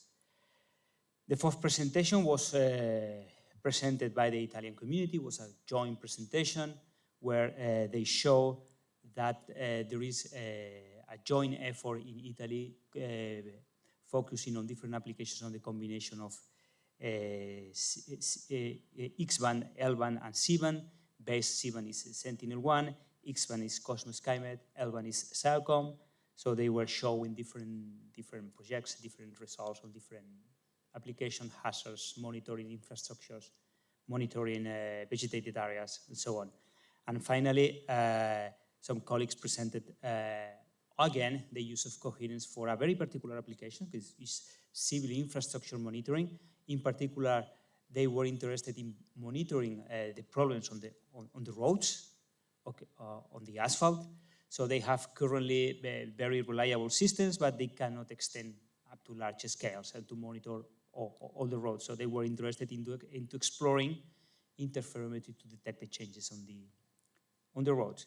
So the emerging topics that we have in the session is that Tsar interferometry, Sentinel-1, beyond the main application of subsidence monitoring, they can reliably use to monitor temporal changes, okay, providing information about the different targets and particularly about the dynamics of the Earth's surface. Coherence itself, the amplitude, basically all the papers dealt basically with intensity or the amplitude of coherence. So it's a kind of a complementary product which can be very useful for some particular application, but complementary to what is already existing. Also, in the frame of changes, as mentioned in the previous summary, changes can be used on the difference of DEMs, but the problem is, as explained by the authors, the interpretation of these changes in height is still quite unreliable because they need a lot of ground truth. Okay, so basically, from our point of view, the main message of this session was that the multitemporal series interferometric coherence, interferometric Tsar, can be useful to monitor the dynamics of the Earth's surface. So as recommendation, it has already mentioned here, we need to strengthen the collaboration between the different space agencies just to provide collocated and analysis-ready data. This is the most important thing, ROSEL, Sentinel-1, next generation biomass in order to make the data attractive to other communities so they can put the data into the GIS system and they don't have to know any particular detail about the SAR processing. One of the most important things is in terms of coherence, because this was the focus of the session, is to provide geocode, not geocode, sorry, geocode SLCs in order to be able to create coherence on the flight. But some point that was already mentioned by several people is that it is important to evaluate the compromise or the trade-off between having the SLC in the radar geometry and in the ground geometry. So someone has to make this study the non-uniform number of looks and so on. They were mentioned also in other sessions. There are also a need to promote studies in the theoretical aspects of the temporal decorrelation. We have seen several applications in some sessions. It's well established, the exponential model, but I mean, the exponential model has these limitations, so we need to study if the theoretical models can be also linked to biophysical parameters. Also is important to, again, in this direction of coherence, to promote studies on the analysis of the contents of the information in terms of coherence about the dynamics of the Earth's surface, and also ESA needs to advertise the coherence parameter as important parameter for the studies of the dynamics. I go again to point number 2. We need to make this parameter useful for other people. I mean, we need to put coherence in Google Earth so people can use them directly. Otherwise, people, they won't use it from other communities. Also, as a final remarks, we need also somehow to focus on other applications beyond global environment applications. We need also to focus on the monitoring of civil infrastructure, because they are important, especially of facing the damages caused by the climate change. And finally, as a final remark, all the people agree that ESA needs to keep investing on SNAP software, because this is what makes possible for other people to exploit the ESA and the third-party mission data. Thank you very much.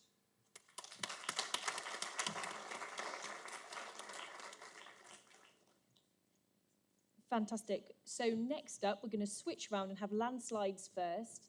So if I could invite landslides up to the desk. 2 more session summaries left to go, I think, guys. So. Thank you very much. Landslide session was a very short one this morning, but very fruitful. I believe 4 presentations covering several test sites. But I would say that this session is kind of summarizing also all the recommendations that I heard till now, because, okay, this is a topic that really relies on a lot of external data and external information. And very quickly, we just summarize also the topics within these 4 presentations in our seed questions. And yeah, I will repeat some of the things that were said already about the coherence. That the session before said that it's very important also to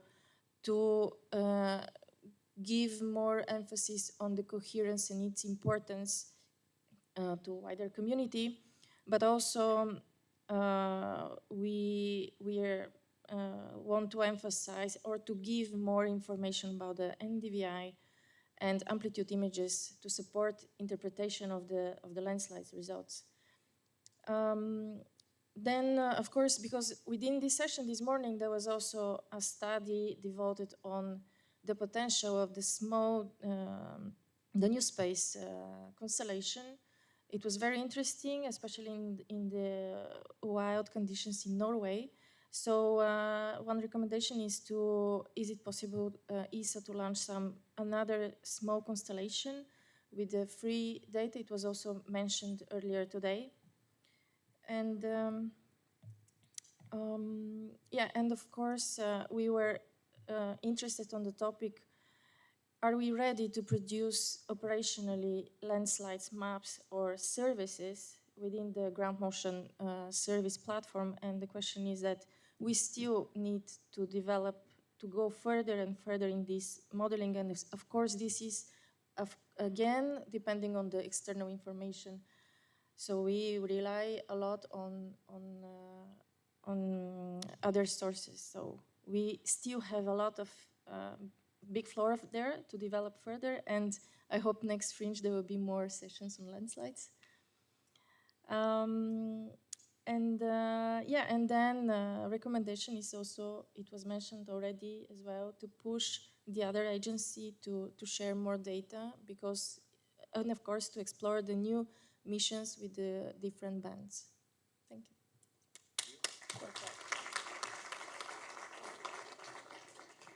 Thank you very much. And so the AI and machine learning session chairs. There we go. So our last summary session, I think we've missed out the data products and services because that chair wasn't here, but we're running ahead of schedule. So. Okay, so hi everyone. So I will present a short session summary about the AI and machine learning session. Actually, we have been seeing also from in other sessions the exploitation of the importance of machine learning to improve or as a possible alternative perspective when approaching INSAR applications. So in our session, there were 5 papers presented. I was co-chairing with Samuel Bancroft from University of Leeds, and there were 5 papers exploring machine learning for different Tsar and INSAR applications. For example, going from deformation of linear infrastructure to displacement signal, INSAR velocity maps, as well as SAR data compression and monitoring of the forest state. So very different application, all exploiting in different ways machine learning based. This was, if looking at the posters, so not only related to the 5 presentation of our session, there were many contributions also exploiting machine learning, also in the phase unwrapping problem, landslides, occurrence time, as well as ground line delineation, just to name a few. And also want to mention the Open Tsar library, since the one of the discussions, so the Aligned Tsar project, since one of the discussion that I'm going to discuss now was also on the importance of the standardization. So a sort of we are having a huge amount of models and also different data, and it is probably a good strategy to try to find a common consensus, also first of all in terms of training as well as of test data, and also on the models that can be exploited for specific SAR, for INSAR application. But the common agreement was that machine learning represents a promising solution to support existing physical-based model for INSAR application, for improving the achievable performance, as well as increasing the computation efficiency or filling the gaps where the existing model failed due to, for example, missing or noisy data. And it is important, as I was mentioning before, the creation of reference data and tool benchmark for machine learning processes. And last but not least, SAR data compression as well as onboard processing strategies play an important role, also considering the increasing amount of data volume to be acquired in the context of present and future SAR missions. So there we also came up with a few recommendations to ESA. For sure, the potentials of ML methods for INSAR applications should be further investigated and benchmarked with respect to currently used physical models in terms of achievable performance and efficiency. Also like referring to the Aligned Tsar as an example, like at this workshop. So ESA should, in our opinion, support the curation of reference, training, label, and also test benchmark data to be exploited by the scientific community. and at the same also benchmark algorithms that are more suitable for specific application and use them as a reference. Also an important aspect is the come up probably with a standardized data formats to be such that different scientists from different application can better interface with each other when working with machine learning with, for example, complex R data. And the last 2 points, as these were mentioned also in the discussion, onboard SAR processing represents for sure an attractive solution to reduce data storage and probably also higher level architecture, so to derive higher level information, but also it poses challenges for system complexity and the generation of reliable products. So in this sense, dedicated studies should be initiated, aimed at understanding the potential and limitation. And last but not least, SAR data compression plays an important role for present and future missions. In this sense, opportunities for suitable algorithms should be investigated in dedicated studies in the frame, but not only of current ESA missions. With this I conclude. I thank you very much for your attention.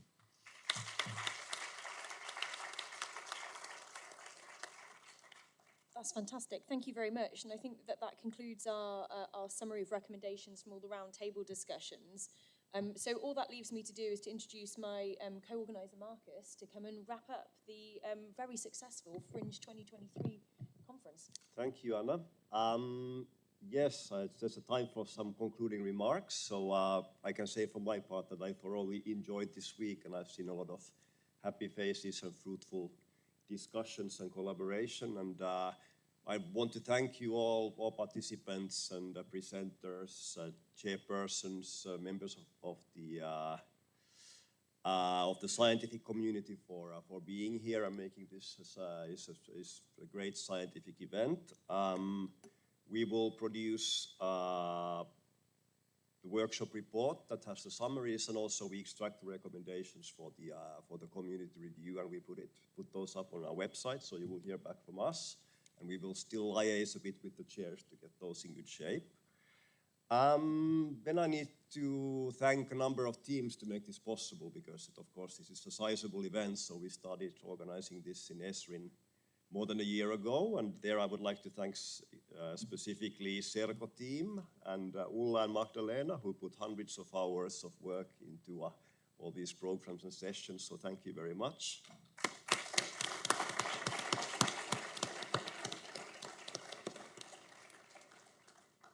Second team to thank is the Olli Services team and Ricardo's team, who's done a lot of work behind the scenes and liaising with the Leeds people, so also thank you to them.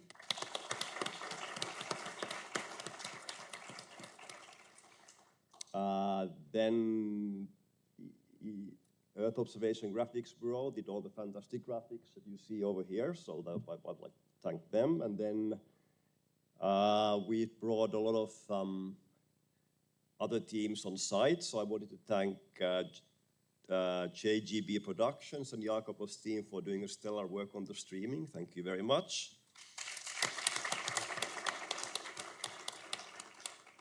We also had Fabrizio Pera from Esrin here to help with we had some difficulties in the early days and we got them fixed with his help. That was great. I'd like to thank Euromod for moving this wonderful Sentinel-1 model here and back from Esrin. Not necessarily back, Marcus. Oh, yes. Yes, you always wanted the model, I remember, yeah. Yes, so that was from the Esrin side. Then I, of course, need to thank all the people here in Leeds. I mean, thank you, Anna, for providing this, site pretty much for us. And thank you for providing the volunteers. They made a great work for running the sessions.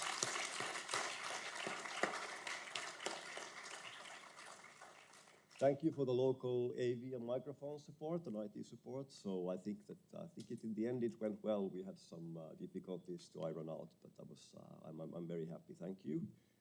And I think I hope I did not forget anybody. So I think that was about it for the thanks.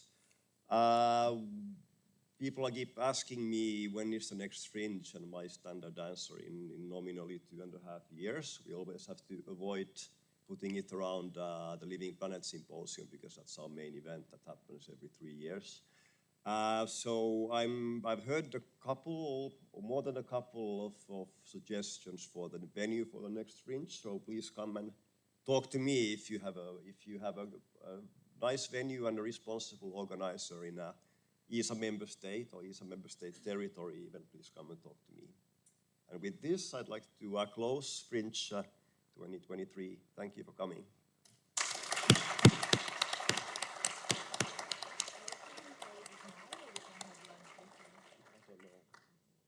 Fantastic. Yes.